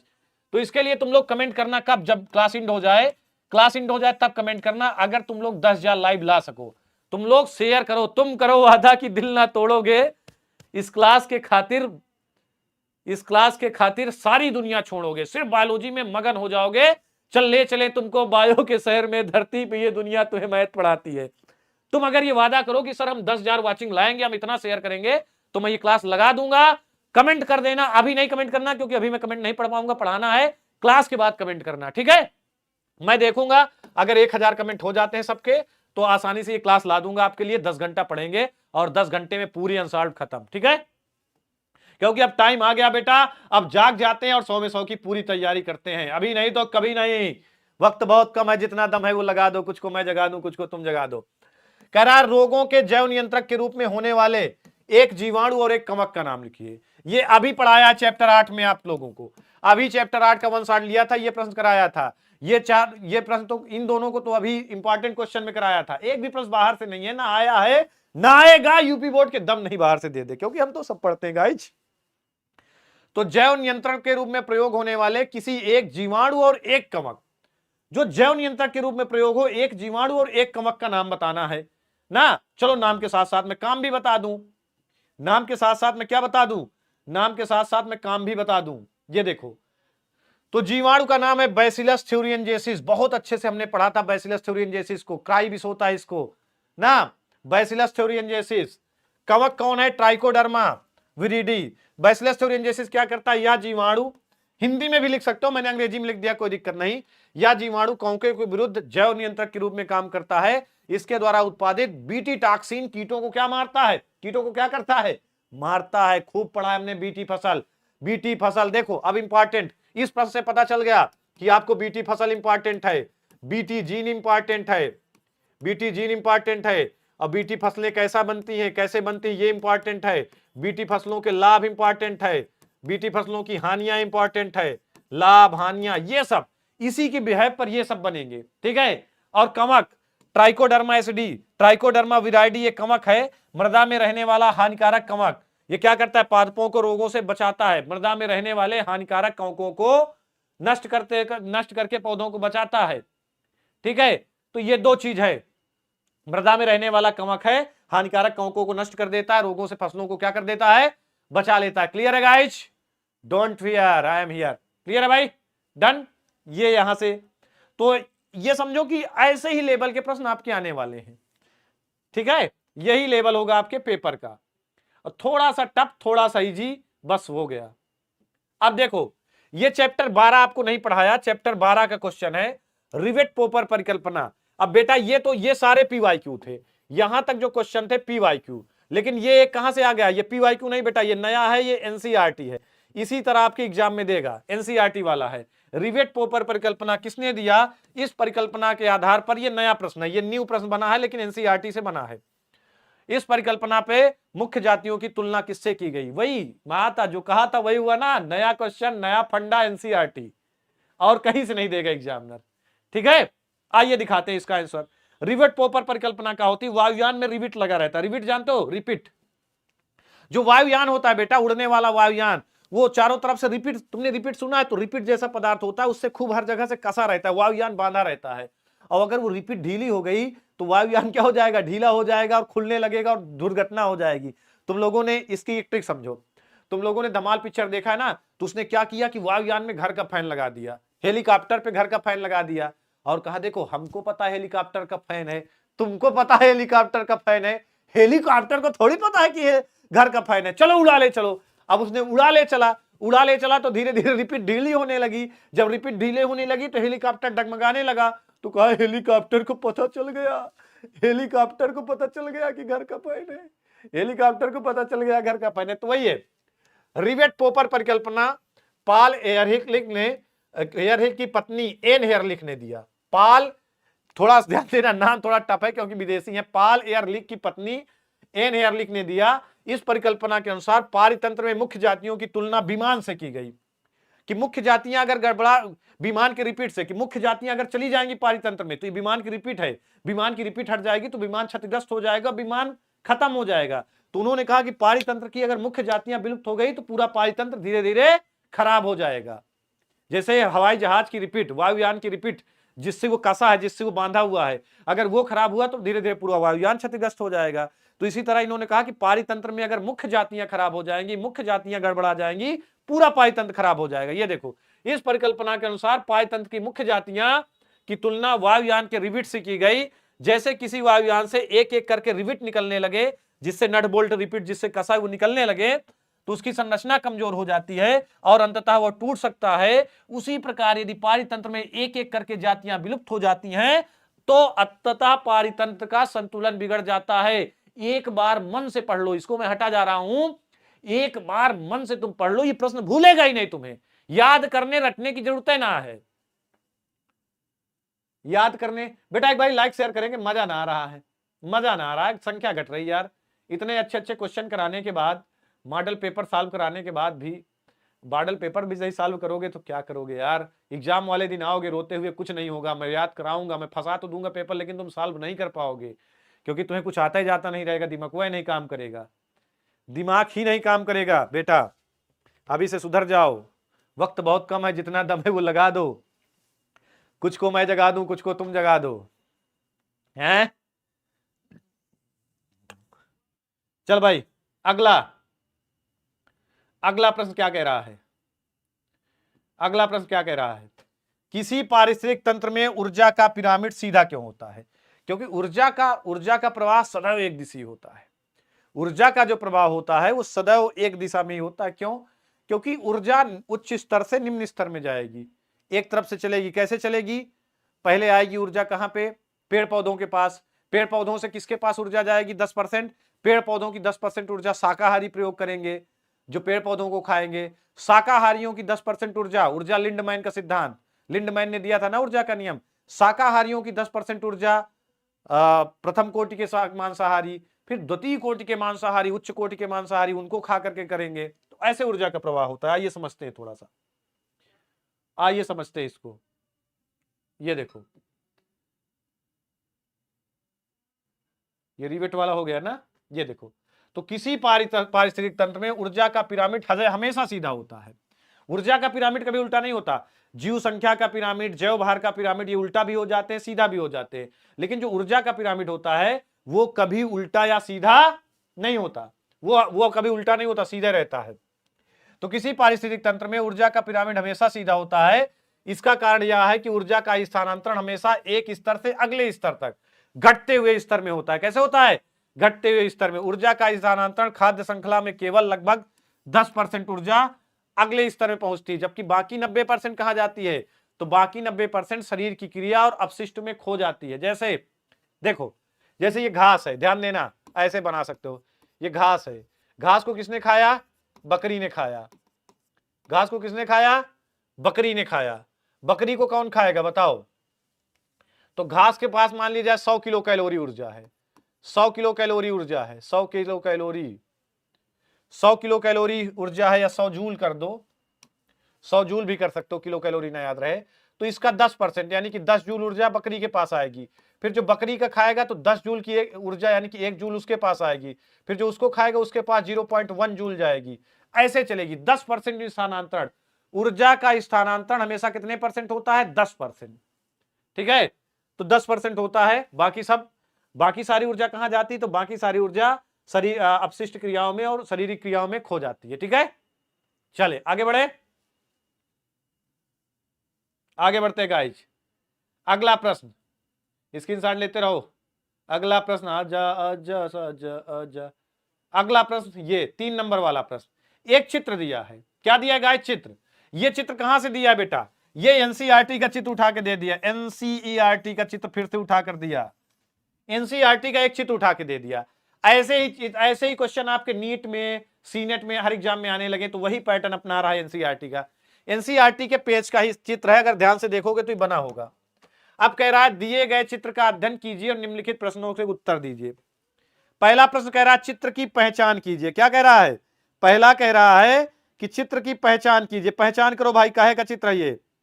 पहचान करो, काहे का चित्र है? बताओ बताओ, काहे का चित्र है? काहे का चित्र है? तो ये काहे का चित्र है? एक बीज पत्री का क्या है? भ्रूण है। एक बीज पत्री जानते हो ना, जिसमें एक ही बीज पत्र होता है। एक बीज पत्री भ्रूण के अंकुरण, एक बीज पत्री भ्रूण का अंकुरण का चित्र दिखा है। ये काहे का दिया है? एक बीज पत्री भ्रूण, एक बीज पत्री भ्रूण के अंकुरण का चित्र है ये, ठीक है। एक बीज पत्री भ्रूण के अंकुरण का चित्र एनसीईआरटी में बना है, और एनसीईआरटी में जब बना है तो देखा होगा तुम लोगों ने, बहुत अच्छे से लिखा है ये चित्र ना, पीला पीला कलर से बना, यहां कलर चेंज है। अब कह रहा है मूलांकुर चोल, कोलोराइजा और प्रांकुर चोल के अंकुरण, एक बीजपत्री भ्रूण का अंकुरण दिखाया इसमें। अब कह रहा है मूलांकुर चोल, मूलांकुर चोल जिससे जड़ बनती है, मूलांकुर से जड़ बनता है, प्रांकुर से क्या बनता है? ऊपर वाला पार्ट बनता है ना। तो मूलांकुर चोल और प्रांकुर चोल में अंतर बताइए। तो मूलांकुर चोल सुरक्षात्मक आवरण है, ये क्या है?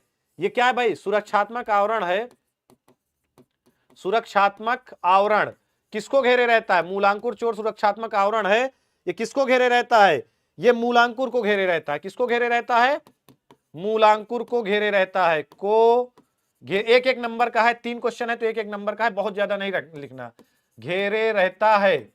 मूलांकुर चोल क्या है? सुरक्षात्मक आवरण है जो क्या करता है? मूलांकुर को घेरे रहता है। चोल मतलब चोला, मूलांकुर चोल, चोला का मतलब चोला, चोला मतलब कपड़ा, कपड़ा या कहते हुए सुरक्षात्मक आवरण। वो होता नहीं कि मैंने रंगा बसंती चोला, हो मैंने रंगा बसंती चोला अपने यार के लिए, दिल दीवानों का डोला है दिलदार के लिए। सुना है गाना ना? हो मैंने रंगा बसंती चोला अपने यार के लिए, दिल दीवानों का टोला दिलदार के लिए। तो चोल मतलब आवरण। तो मूल अंकुर चोल, क्या लिखा है? मूल अंकुर चोल मतलब मूल अंकुर के ऊपर जो आवरण है उसको मूल अंकुर चोल कहेंगे। तो ये आवरण क्या देगा? सुरक्षा देगा। ये आवरण क्या देगा? सुरक्षा देगा। समझो, गाने से समझ लो। ये क्या देगा? मूलांकुर को सुरक्षा देगा। मूलांकुर वाला चोल है, मूलांकुर के ऊपर घेरे हुए है। प्रांकुर चोल, तो ये प्रांकुर को घेरे रहेगा। किसको घेरे रहेगा? ये प्रांकुर को घेरे रहेगा। जैसे मैंने काला चोल पहना है, तो प्रांकुर चोल क्या कहता है? सुरक्षात्मक आवरण है, प्रांकुर को घेरे रहेगा। ये भी क्या है? ये भी क्या है? सुरक्षात्मक आवरण है। सुरक्षात्मक आवरण किसको घेरे रहेगा? किसको घेरे रहेगा? तो ये प्रांकुर को घेरे रहेगा। बस इतना सा लिख दो। एक ही नंबर का तो है, क्योंकि 3 नंबर में 3 क्वेश्चन है तो एक एक नंबर का है। प्रांकुर को घेरे रहता है, प्रांकुर को घेरे रहता है। अबे यार, क्वेश्चनों में दम कहां है? उड़ा देंगे हम, बीच में से फाड़ देंगे, धरती में गाड़ देंगे। क्लियर है भाई? लाइक करते रहेंगे सब लोग। अगला है चित्र। चित्र में ए का भाग, ए का नाम बताओ। किसका नाम बताना है? ए क्या है? ए है कोलेप्टाइल। कोलेप्टाइल, ये क्या है? कोलेप्टाइल। अरे एनसीईआरटी में देख लेना, नाम लिखा होगा, ठीक है। तो ये चित्र देख लो एनसीईआरटी के बस। तो सोचो एनसीईआरटी के, अब इस चित्र से क्या समझ में आया? इस चित्र से एक सीख लो कि एनसीईआरटी में जो ऐसे चित्र पढ़ने हैं उनको एक बार ध्यान से देख लेना है, नाम वगैरह उनको ध्यान से देख लेना है, नाम वगैरह। बहुत टेंशन मतलब, बहुत जल्दी एक कंप्लीट में लेकर के आऊंगा वीडियो जिसमें सारे इंपॉर्टेंट चित्र बता दूंगा, उसके सिवा कुछ नहीं आएगा। Don't fear, I am here. Don't fear, I am here. ठीक है गाइज, चलो डन। आगे चलते हैं, आगे चलते हैं। अगला प्रश्न क्या कह रहा है? सहायक जनन तकनीक, चैप्टर 3, मानव के लिए किस तरह से सहायक है? किस तरह से सहायक है? तो जो सहायक जनन तकनीक मानव के लिए किस तरह से सहायक है? तो सहायक जनन तकनीक जो लोग बंधे हैं, जिन लोगों में संतान नहीं उत्पन्न हो रही है, उनको संतान पैदा कराने में सहायक है। एसेसरी क्या है भाई? सहायक जनन तकनीक है, सहायता करती है जनन में। ऐसी टेक्निक है जो लोग बंध जनक है, जो लोग बांझे हैं, जो ऐसे माता पिता, ऐसे दंपति जो लोग बांझे हैं, उनको बच्चे पैदा करने में सहायक जिफ्ट, यानी कि गैमेट इंट्राफाइलोपियन ट्रांसफर, फुल फॉर्म भी आता है जिफ्ट, जायगोट इंट्राफाइलोपियन ट्रांसफर जिफ्ट, और गैमेट इंट्राफाइलोपियन ट्रांसफर गिफ्ट, और इंट्रायूरेटाइन ट्रांसफर आईयूटी किस तरह से भिन्न है ये पूछा है। खूब पढ़ाया इनको, लेकिन फिर भी नहीं याद, चलो करवाए दे रहा हूं, फिर भी नहीं याद तो चलो करवाए दे रहा हूं, ठीक है। आजा बेटा, कहां गया तू, आजा आजा। अच्छा, ये ऊर्जा वाला ये लिखा है कि प्रत्येक ऊर्जा वाला और है, ऊर्जा वाला और स्क्रीनशॉट लेना हो ले लो। चलो ये देखो, सहायक जन तकनीकी एआरटी उन दंपतियों या व्यक्तियों के लिए मददगार होती है जो प्राकृतिक रूप से गर्भधारण नहीं कर पाते। यह तकनीक किस तरह, यह तकनीकी कई तरह के सहायक होती है। पहला, बांझपन, बांझपन को दूर करती है ना, बांझपन को दूर करने का काम करती है। अब जिप्ट की बात करें, गिफ्ट की बात करें, तो जिप्ट में क्या किया जाता है, गैमेट इंट्राफाइलोपियन ट्रांसफर। देखो जिप्ट और गिफ्ट ध्यान देना थोड़ा सा, जिप्ट में ZIFT, जिप्ट में क्या किया जाता है, गैमेट इंट्राफाइलोपियन, जायगोट इंट्राफाइलोपियन ट्रांसफर। इसमें जायगोट बनाने के बाद, युग्मनज बनने के बाद जायगोट को इंट्रा, अंदर, किसके अंदर ट्रांसफर किया जाता है, फाइलोपियन ट्यूब पे। जिप्ट पे गैमेट को, अंडाणु या शुक्राणु को फाइलोपियन ट्यूब पे ट्रांसफर किया जाता है। अब आईयूडी उससे कैसे भिन्न है, तो जो आईयूटी है बेटा, उसमें बाहर बनाने के बाद गर्भाशय में डाला जाता है। इंट्रा यूरेटाइन transfer, uterine transfer, uterine transfer का मतलब जो भी जीव बाहर हमने जायगोट बना लिया, बाहर हमने छोटा सा भ्रूण बना लिया, और उस छोटे से भ्रूण को 32 कोशिका के भ्रूण को गर्भाशय में डालते हैं, 32 कोशिका के भ्रूण को गर्भाशय में डालते हैं आईयूटी वाला। तो आईयूटी वाला अलग है, एक में हम जायगोट डाल रहे हैं फाइलोपियन ट्यूब में, दूसरे में हम फाइलोपियन ट्यूब पे गैमेट डाल रहे हैं। लेकिन यहां पे आईयूटी क्यों अलग है, आईयूटी में हम न गैमेट डाल रहे हैं फाइलोपियन ट्यूब में, न फाइलोपियन ट्यूब पे जायगोट डाल रहे हैं, बल्कि जो भी डाल रहे हैं गर्भाशय के अंदर डाल रहे हैं। और गर्भाशय के अंदर क्या डालेंगे, तो गर्भाशय के अंदर सीधा कम से कम 32 कोशिका का जो बना रहेगा भ्रूण वही डालेंगे, ठीक है। तो ऐसे भी अपन लिख सकते हैं, ठीक है। चलिए आगे बढ़े, अगला प्रश्न क्या है, अगला प्रश्न क्या है, आजा आजा आजा आजा सामियाने, ये खत्म हो गया, आगे चलते हैं।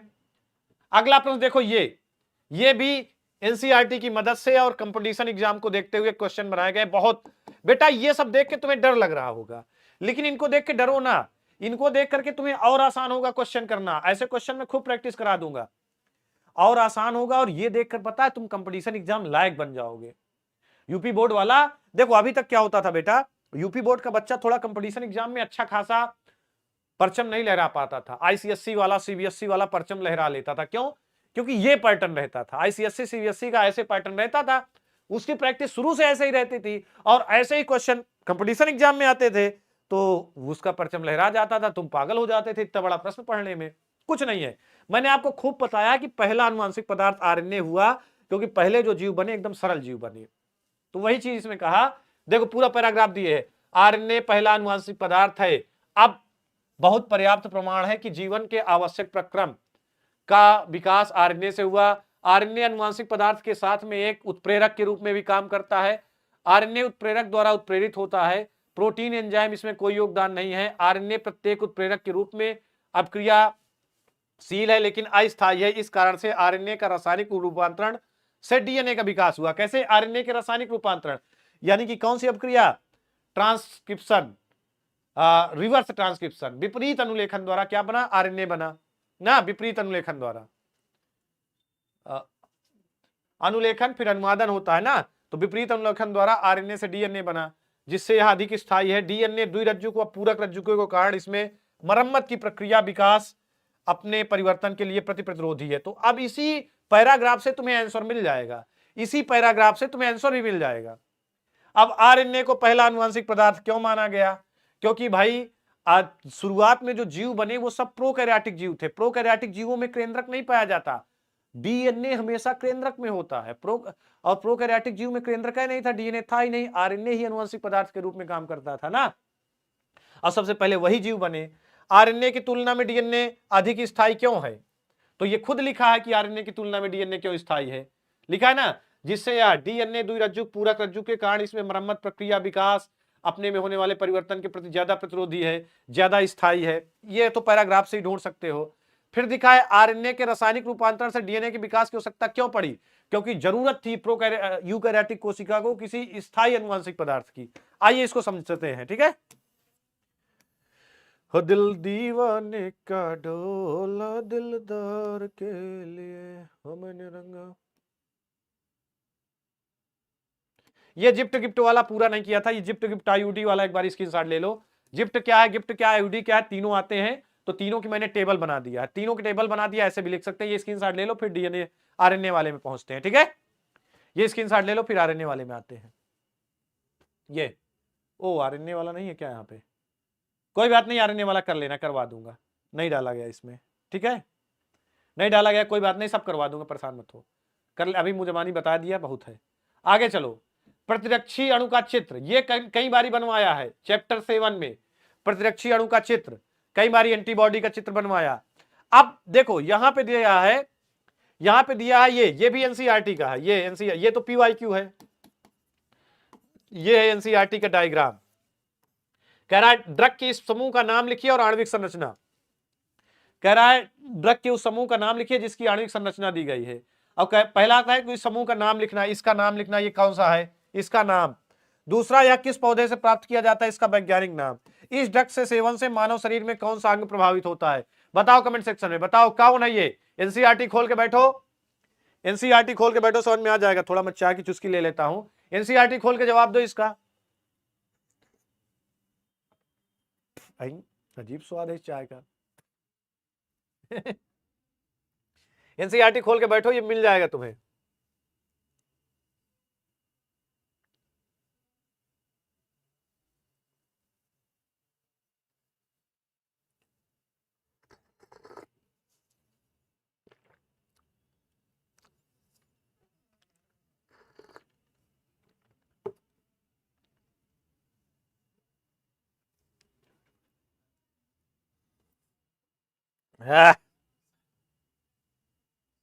नमक डल गया इसमें। वही मैं कह रहा हूँ, इसका अजीब स्वाद क्यों है, कौन नमक डाल दिया इसमें? अरे भाई मैं पूछने गया, मैं मुझे अजीब लग रहा था, मैं पूछने गया उससे, कह रहा है कि गलती से मैं नमक डाल, मैं कहा साला काहे की दूध, चीनी में मिला दिया। मैं सोचा काहे की दूध की चाय दे दिया भाई, अजीब स्वाद है। नमक पहले डाली फिर चीनी मिला दी। क्या आदमी है, क्या आदमी है रे तू। चलो बताओ क्या है ये, बताओ भाई ये क्या है। काम कैनाबिनाइट, कैनाबिनाइट, कैनाबिनाइट, कैनाबिनाइट, थैंक्स।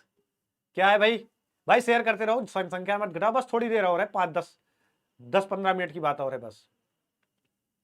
कौन सा चैप्टर, चैप्टर 7, चैप्टर 7 का आखिरी टॉपिक है ड्रग और एल्कोहल। चैप्टर 7 के आखिरी टॉपिक पे जाओ, ड्रग और एल्कोहल वाले में, वहां पे बना है चैप्टर 7, चैप्टर 7 का आखिरी टॉपिक।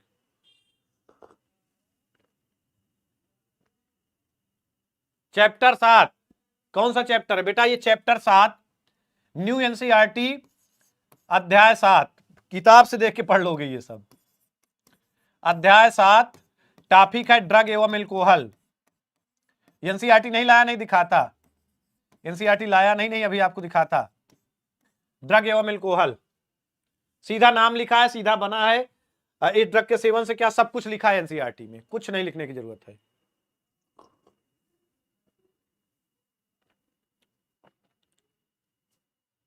एक भाई लाइक की बटन प्रेस करो, 2000 हो जाए। हाँ यार, चाय में नमक डाला मन खराब कर दे रहा है, लेकिन पीना पड़ रहा है थोड़ा ताजगी के लिए। कैनाबिनाइट बहुत अच्छे।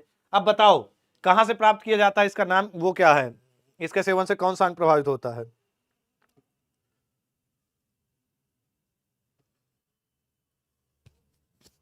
यकृत, जठरांत, ठीक है, देख लेना एनसीईआरटी से। आगे मैं बढ़ा दे रहा हूं तब तक देखो एनसीईआरटी खोलो। अगला देखो कितना बढ़िया प्रश्न दिया है, प्रतिजैविक मैंने खूब पढ़ाया था आपको, एंटीबायोटिक किसे कहते हैं, तो यूपी बोर्ड ने सोचा यार लड़का एंटीबायोटिक तो खूब पढ़ा है, संकल्प सर ने खूब पढ़ा दिया है, अब थोड़ा सा बदलते हैं इसमें। एनसीईआरटी की एक लाइन जोड़ी इसमें कि उस एंटीबायोटिक का नाम बताइए जिसका प्रयोग, बस बड़ा करने के लिए, तुम्हें डराने के लिए, जिसका प्रयोग द्वितीय विश्व युद्ध में घायल अमेरिकी सिपाहियों के उपचार में व्यापक रूप से किया गया, और यह भी बताइए यह एंटीबायोटिक किससे प्राप्त होता है। तो बेटा एंटीबायोटिक किसे कहते हैं, एंटी प्लस बायोटिक, एंटी मतलब विरोधी, बायोटिक मतलब बैक्टीरिया, ऐसी चीजें जो बैक्टीरिया का विरोध करती हैं, मतलब जीवाणुओं को मारती हैं, उनको क्या बोलते हैं? उनको बोलते हैं एंटीबायोटिक। क्या बोलते हैं उन्हें? उन्हें एंटीबायोटिक बोलते हैं। क्या बोलते हैं? एंटीबायोटिक बोलते हैं ना, एंटीबायोटिक बोलते हैं। अब उस एंटीबायोटिक का नाम लिखिए जिसका प्रयोग खूब किया गया द्वितीय विश्व युद्ध में। तो बेटा वो कोई और नहीं है, वो पेनिसिलिन ही है। पेनिसिलिन, पेनिसिलिन देख लेना कैसे लिखते हैं, मेरी हिंदी गलत हो सकती है। वो एंटीबायोटिक वही है, पेनिसिलिन, जिसके बारे में खूब पढ़ाया। पेनिसिलिन का उपयोग ही अमेरिकन सैनिकों ने द्वितीय विश्व युद्ध में खूब किया था, घायल सैनिकों को करवाने में, पेनिसिलिन ही थी वो। और पेनिसिलिन क्या कह रहा है, और यह भी बताइए किससे? तो पेनिसिलिन किससे प्राप्त होती है? तो पेनिसिलियम नोटोटेम से, पेनिसिलियम नोटोटेम नामक कवक से, नोटोटेम नामक कवक से प्राप्त होती है। पेनिसिलियम नोटोटेम नामक कवक से प्राप्त होती है। किससे प्राप्त होती है? पेनिसिलियम नोटोटेम नामक कवक से प्राप्त होती है। पेनिसिलिन की बात कर रहा है, इसी का प्रयोग खूब किया गया, इसी का प्रयोग द्वितीय विश्व युद्ध में अमेरिकन सैनिकों ने खूब किया। वाहित मल उपचार, इसको बहुत अच्छे से बताया था, ये फिर से करवा दूं वाहित मल उपचार।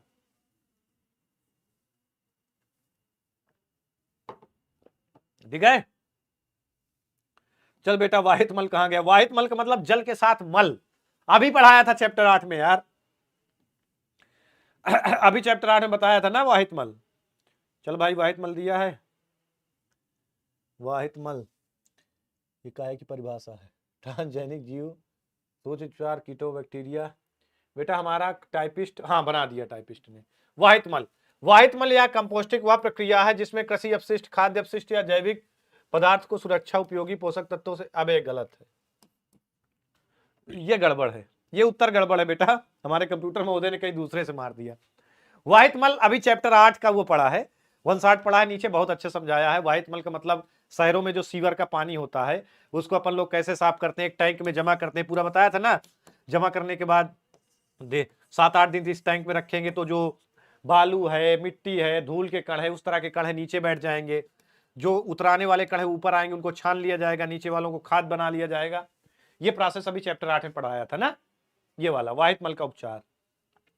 द्वितीयक उपचार, द्वितीयक, प्राथमिक उपचार, द्वितीयक उपचार, तृतीयक उपचार, तीनों इंपॉर्टेंट है, कहा था तो तीनों आएंगे, तीनों कहा था इंपॉर्टेंट है, तीनों आएंगे, तो तीनों को अच्छे से वो कर लेना, ठीक है, पढ़ लेना, बाकी मैं करवा दूंगा, परेशान मत होना, ठीक है। चलो आगे क्या है? पारजीनी, समष्टि के गुण, समष्टि के गुण भी अभी अब चैप्टर 8 में हम लोगों ने, चैप्टर 11 में हम लोग पढ़ते हैं समष्टि के गुण ना। पारजीनी जंतु अभी चैप्टर 9-10 मैंने पढ़ाया है, अभी इसके जस्ट नीचे चैप्टर 9-10 है, खूब पढ़ाया। पारजीनी जंतु क्या है? जिनमें पराया जीन, पारजीनी मतलब पराया जीन, दूसरे जंतुओं का जीन लगा के बनाया जाता है, वो होते हैं पारजीनी ना, वो पारजीनी होते हैं। सर्वप्रथम निर्मित गाय पारजीनी गाय, रोजी नामक गाय बनाई गई, खूब पढ़ाया इसको भी, ये सब PYQ वाले हैं। रोजी नामक गाय बनाई गई। इस गाय की खासियत क्या थी? इस गाय की खासियत है कि इसके दूध में फैट ज्यादा हो गई। पारजीनी रोजी नामक गाय बनाई अमेरिका ने, इसके दूध में फैट ज्यादा हुआ। क्लोनिंग संवाहक हम लोगों ने बहुत अच्छे से पढ़ा कि सबसे अच्छा क्लोनिंग संवाहक कौन है? प्लाज्मिड है, खूब पढ़ा प्लाज्मिड के बारे में, चैप्टर 9-10 में अभी पढ़ाया मैंने, अभी इन सारी चीजों को पढ़ाया है ना। कब पढ़ाया है? तो ज्यादा दिन नहीं हुए, अभी पढ़ाया है, ठीक है। पुनर्योगज डीएनए तकनीकी, एंडोन्यूक्लिएज, अच्छा एंडो और एक्सो दोनों इंपॉर्टेंट हैं पुनर्योगज डीएनए तकनीकी में। एंडोन्यूक्लिएज, एक्सोन्यूक्लिएज, प्रतिबंधन एंडोन्यूक्लिएज दोनों इंपॉर्टेंट है। देखो एक होता है एंडोन्यूक्लिएज, ध्यान देना, ये दोनों आते, ये दोनों इंपॉर्टेंट हैं। एंडोन्यूक्लिएज, एंडोन्यूक्लिएज एंजाइम, इससे ज्यादा इंपॉर्टेंट है, ये ऐसे लिख करके आएगा कि प्रतिबंधन एंडोन्यूक्लिएज, क्या निकल के आएगा? प्रतिबंधन एंडोन्यूक्लिएज। और एक आएगा एक्सोन्यूक्लिएज, सिर्फ एक्सोन्यूक्लिएज लिखा रहेगा, एक्सोन्यूक्लिएज, एक्सोन्यूक्लिएज। एक्सोन्यूक्लिएज का मतलब है जो डीएनए को, एक्सोन्यूक्लिएज के बारे में मैंने एक ट्रिक बताई थी कि एक्सोन्यूक्लिएज हमारा एक्स है, एक शायरी अभी शायरी करता हूं, एक्सोन्यूक्लिएज क्या है? हमारा एक्स है। बैकलॉग हो गया, अभी टेंशन मत करो, तुम्हारे लिए बहुत अच्छा करूंगा ना, फिर से पढ़ाएंगे, परेशान मत हो, आप कमेंट करना जो दिक्कत हो। एक्सोन्यूक्लिएज तुम्हारी क्या है गाइस? तो एक्सोन्यूक्लिएज तुम्हारी एक्स है। एक्स तो तुमको छोड़ के चली गई, तुम्हारे साथ है नहीं, तो तुम्हारा सामने से कुछ नहीं कर पाएगी, लेकिन पीठ पीछे से, किनारों से तुम्हें काटेगी। तो एक्सोन्यूक्लियस डीएनए को किनारों से काटता है, 5 डैश, यहाँ पे 3 डैश, यहाँ पे 3 डैश, यहाँ पे 5 डैश। तो यहां से एक्सोन्यूक्लियस काटेगा डीएनए को, यहां से काटेगा, यहां से काटेगा, यहां से काटेगा। एक्सोन्यूक्लियस काटने वाला एंजाइम है विदलन एंजाइम। एक्सोन्यूक्लियस एंडोन्यूक्लियस ये दोनों कैसे एंजाइम है बेटा, ये विदलन एंजाइम है, यानी कि डीएनए को काटने वाले एंजाइम है।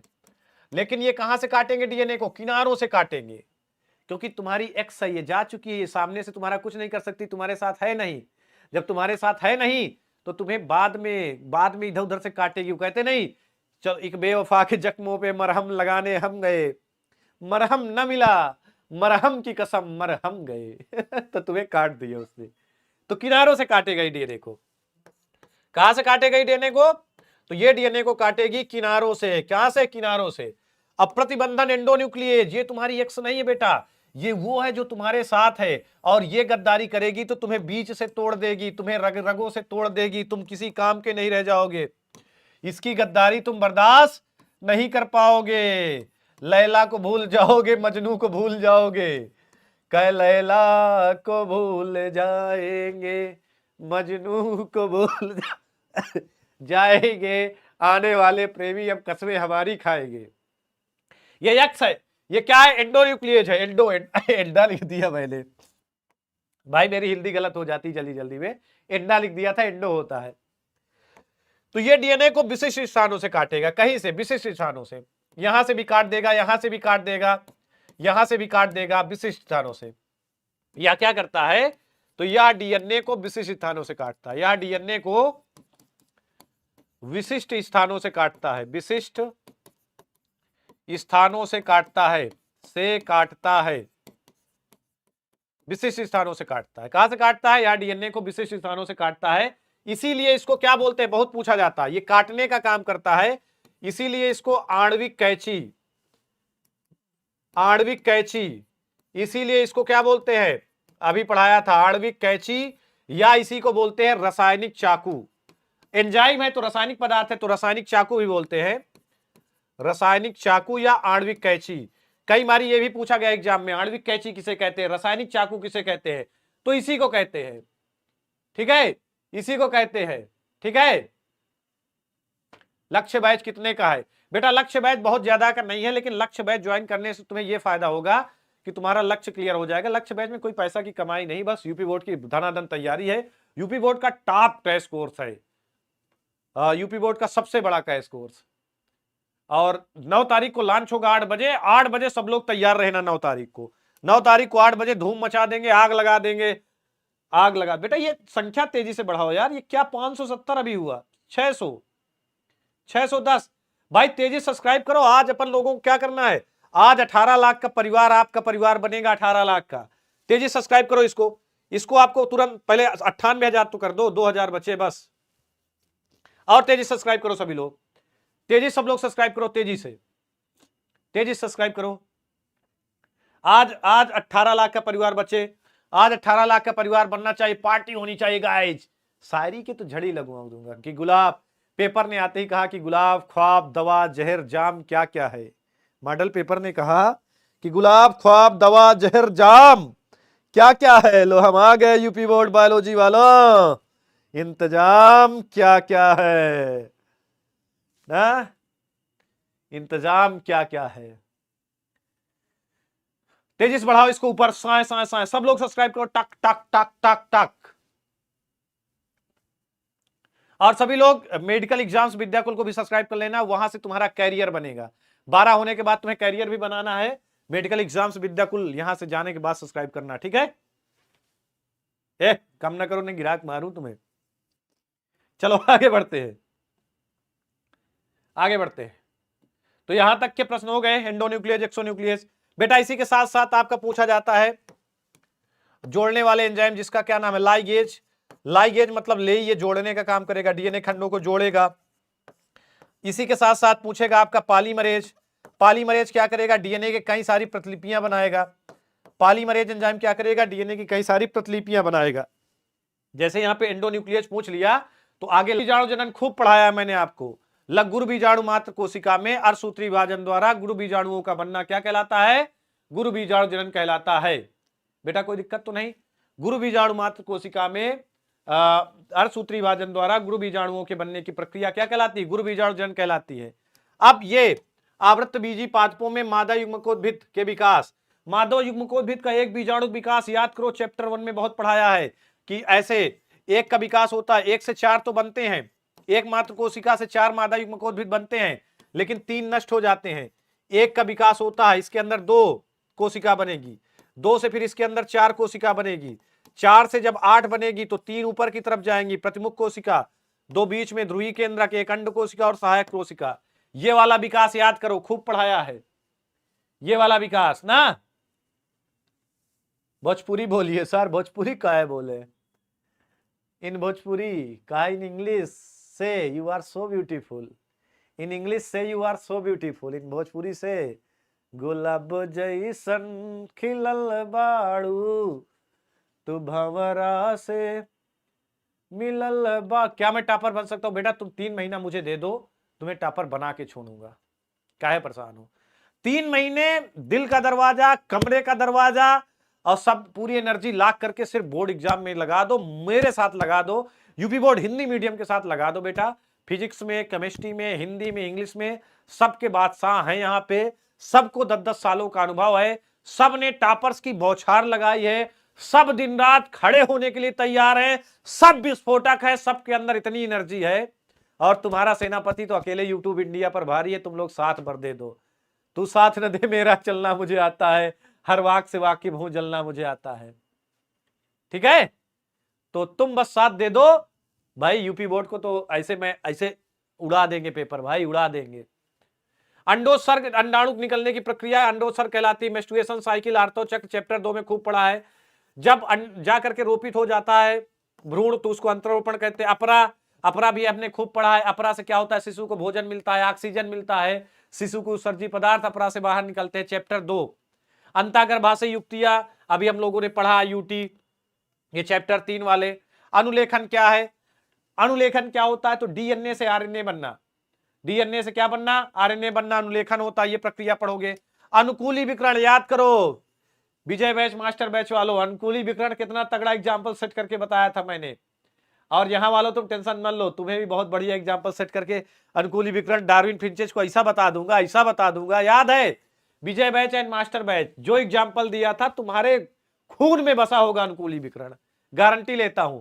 और वही एग्जाम्पल से तुम लोगों को पढ़ाऊंगा, टेंशन मत लो गाइज। यूट्यूब वालों तुम्हारे लिए भी आऊंगा, तेरे लिए आएंगे, ठीक है? ठीक है? तो ये अनुकूली विकरण, अनुकूली विकरण का मतलब है कि एक ही पूर्वज है, उसके बच्चे अलग अलग जगह रहने लगे, अलग अलग जगह रहने लगे, अलग अलग चीजों, अलग अलग जगह रहने की वजह से, अलग अलग चीजों को खाने की वजह से 2-3 पीढ़ी में संरचना अलग अलग हो जाती है। ये है अनुकूली विकरण, शार्ट मेथड। डार्विन फिंचेस जो थी, एक ही फिंचेस थी, वो अलग अलग जगह पहुंच गई, अलग अलग, कोई कैक्टस खाने लगी, कोई बीज खाने लगी, कोई फल खाने लगी, अलग अलग आइसलैंड में रहने लगी, तो सबकी आकृति अलग अलग हो गई, जबकि बनी थी एक ही चिड़िया से। यही हाल किसमें था? ऑस्ट्रेलिया के मार्सुपियल्स का भी अलग अलग प्रकार के मार्सुपियल हो गए, कोई कंगारू बने, कोई कुछ बने, अलग अलग जगह रहने की वजह से, अलग अलग चीजें खाने की वजह से इनका शरीर की संरचना चेंज हो गई। तो ये होता है अनुकूली विकरण। बेटा जो लोग पीडीएफ मांग रहे हैं, पीडीएफ वाले ध्यान दो, पीडीएफ वाले मैं तुम्हें बता, रुक जाओ देख लूं मैं ध्यान से क्या नाम है चैनल का, तो वही डाल दूंगा, देख लेता हूं चैनल। देखो पीडीएफ तो कहां मिलेगी, चैनल का नाम रुक जाओ, मुझे अच्छे से पढ़ लेने दो, नहीं मुझसे गड़बड़ लिख गया तो पाओगे नहीं। हाँ, चैनल का नाम है UP board Hindi medium Vidyakul, यही जो आपके यूट्यूब का नाम है। टेलीग्राम पे जाना, ऐसे सर्च करना यूपी बोर्ड, जो चैनल का नाम है आपके हिंदी मीडियम, एचएम लिखे दे रहा हूं, हिंदी मीडियम विद्याकुल, जो आपके चैनल का नाम है, यही जाकर के आप उसमें टेलीग्राम में सर्च करना। और ओरिजिनल चैनल की पहचान कैसे होगी? तो ओरिजिनल चैनल की पहचान ये होगी बेटा, 87.3 हजार सब्सक्राइबर है। कहां जाओगे? टेलीग्राम पे जाना, जो इस चैनल का नाम है, यही टेलीग्राम पे सर्च करना, 87.3 हजार सब्सक्राइबर होंगे, इसमें जुड़ जाना। इसी में अभी 1 घंटा 2 घंटा में मैं पीडीएफ डाल दूंगा, ठीक है? इसी में 1-2 घंटे में पीडीएफ डाल दूंगा, डन। और सभी लोग मेरे को फॉलो कर लेना, संकल्प सर विद्याकुल इंस्टाग्राम में, वहां पे बहुत सारी अपडेट आपको मिलती रहेगी।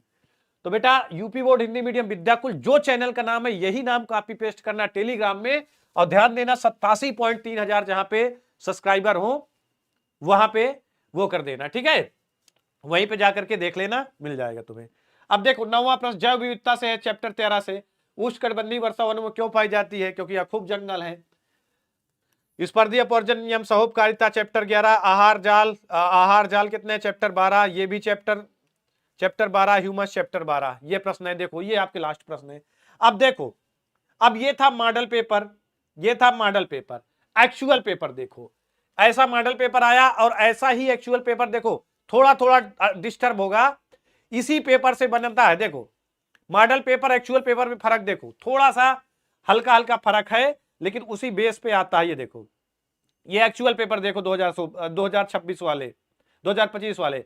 परागकण की बायचोल, इस टर्मिनेशन कोडान, वहां पे कोडान पूछा था, यहां पे टर्मिनेशन कोडान पूछ लिया। देखो ना, वहां पे क्या पूछा था? वहां पूछा था एंटीबॉडी की संरचना, यहां पूछ रहा है कि किसके मौजूद से एंटीजन प्रतिरक्षी। ये वाला कम अच्छा दिख रहा है, ये वाला खोलता हूं, ये वाला खोलता हूं, ये वाला ज्यादा साफ दिखेगा।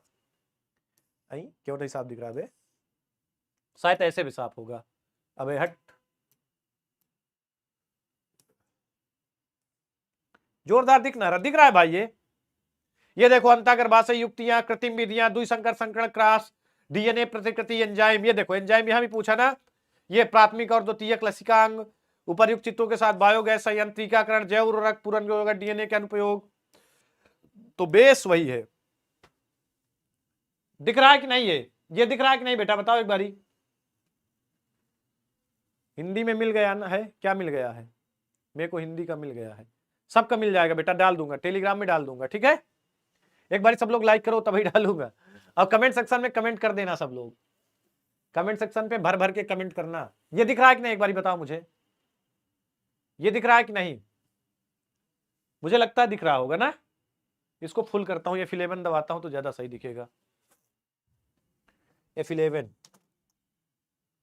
अबे F11 नहीं काम कर रहा क्या?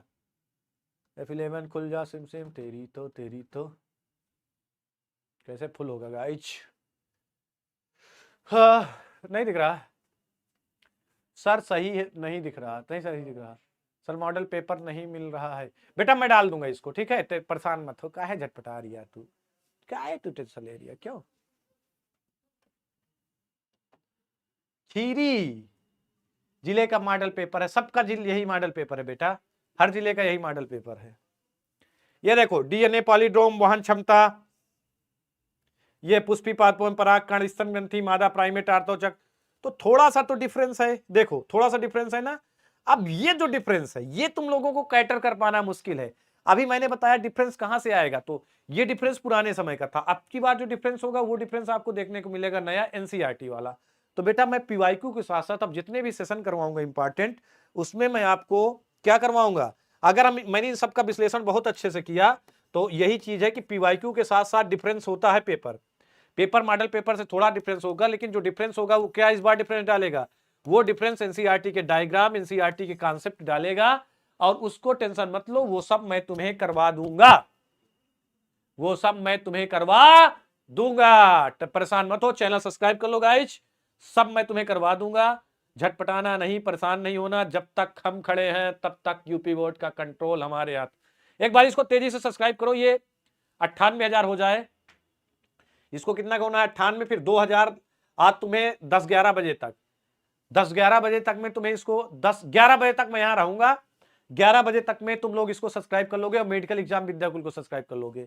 11 बजे तक इसको सब्सक्राइब करके इतना शेयर करोगे, इतना शेयर करोगे इस क्लास को, और इतना कमेंट कर देना कि 11 बजे तक ये पूरा हो जाए। 2000 की जरूरत है, 2200 की जरूरत है, ठीक है, 2200 की जरूरत है, इतना तो कर दोगे गाइज।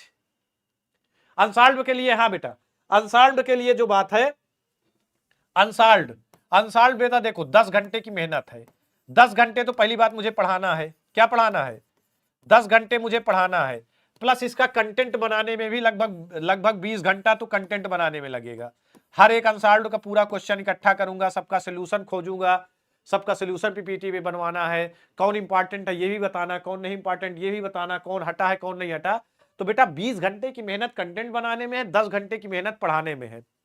मतलब 30 घंटे की मेहनत अनसाल्ड में है, और 30 घंटे की मेहनत तुम्हारा पैसा बचाएगी, तुम्हारा पूरा समय बचाएगी, तुम्हारी पूरी टेंशन बचाएगी। लेकिन इसके लिए तुम कमेंट करना अभी ना करो, अभी क्लास के एंड में कमेंट, क्लास एंड होने के बाद कमेंट सेक्शन कर देना। मैं आज रात में पढ़ूंगा कमेंट, आज रात में सबके कमेंट पढ़ता रहूंगा। सब लोग एंड होने के बाद कमेंट कर देना, कम से कम 10,000 कमेंट कर देना, सबके कमेंट में पढ़ लूंगा, फिर कोई ना कोई सोल्यूशन जरूर लाऊंगा। 10,000 वाचिंग आप करवा दो। कितनी वाचिंग? 10,000 वाचिंग आप करवा दो, तब मजा आए, नहीं तो कहां मजा आएगा। ठीक है, हुच हुच हुच हुच हुच हुच। सब लोग सब्सक्राइब कर लो। कौनो अगर तरह किया ना, घर में आया गिराक मारूंगा अगर नीचे गया। गद्दारी करवा, गुरु से कपट मित्र से चोरी, बहुत बड़ा पाप है। कहा लिखा, ये जगह खाली कीजिए सर। अब आप कहा लिखा, अब आपको दूसरे को आने दीजिए, या भाई ब्लॉक कर दूं कुछ वहां तुझे गिरा के। Come back to my country, मैं तुझे अपने देश से निकाल दूंगा, तो मुझे यहां से निकालेगा। बीच में से फाड़ देंगे, धरती में गाड़। कुशवाहा, माना कि तुम शेर हो लेकिन शिकारी हम, ठोक देंगे डच क्या। गाइज तो बाय वालों जोश दिखाओ, मार दो पच से ये उड़ जाए। अब भाई इंस्टाग्राम फॉलो कर लेना मुझे, संकल्प सर विद्याकुल। एक रील 1 मिलियन जाने वाली है, तुम्हारा सेनापति हावी है इस समय। 1 मिलियन एग्जाम डेट की रील गई है, पूरे धरती में किसी की नहीं गई अभी एग्जाम डेट वाली 1 मिलियन। ठीक है, सब्सक्राइब दे तेरी फॉलोवर आने चाहिए। सब लोग इंस्टाग्राम संकल्प सर विद्याकुल फॉलो करेंगे। 800 लोग हो, 800 के सब जाके फॉलो कर लोगे मुझे। और सुनो, मेडिकल एग्जाम विद्याकुल फॉलो करना। बाकी मैं खड़ा हूं और खड़ा नहीं रहूंगा, पढ़ाता रहूंगा। अभी तो खड़ा हूं, नहीं पढ़ा रहा हूं, लेकिन पढ़ाता रहूंगा। आज मैं सिर्फ जगाने आया हूं, हे भारत के राम जगो, मैं तुम्हें जगाने आया हूं। एनालिसिस बेटा दिन रात कर रहा हूं, एक एक बूंद लहू की, एक एक बूंद की कसम है, कतरा कतरा तुम्हारे लिए न लगा दूं। ठीक है, आइए अगर नीचे का ना तो गिरा चीट डालूंगा। ठीक है गाइज, ओके। तो आज यहीं तक। कमेंट सेक्शन पे कमेंट कर देना सभी लोग। कमेंट कम से कम 10,000 कमेंट इस वीडियो में कर देना कि साला रिकॉर्ड टूट जाए, कोई जाने कि संकल्प तिवारी क्या चीज है, बच्चे क्या चीज है। कमेंट सेक्शन कमेंट कर देना, अभी नहीं, क्लास एंड होने के बाद। लाइक करो, शेयर करो, सब्सक्राइब करो, फॉलो करो।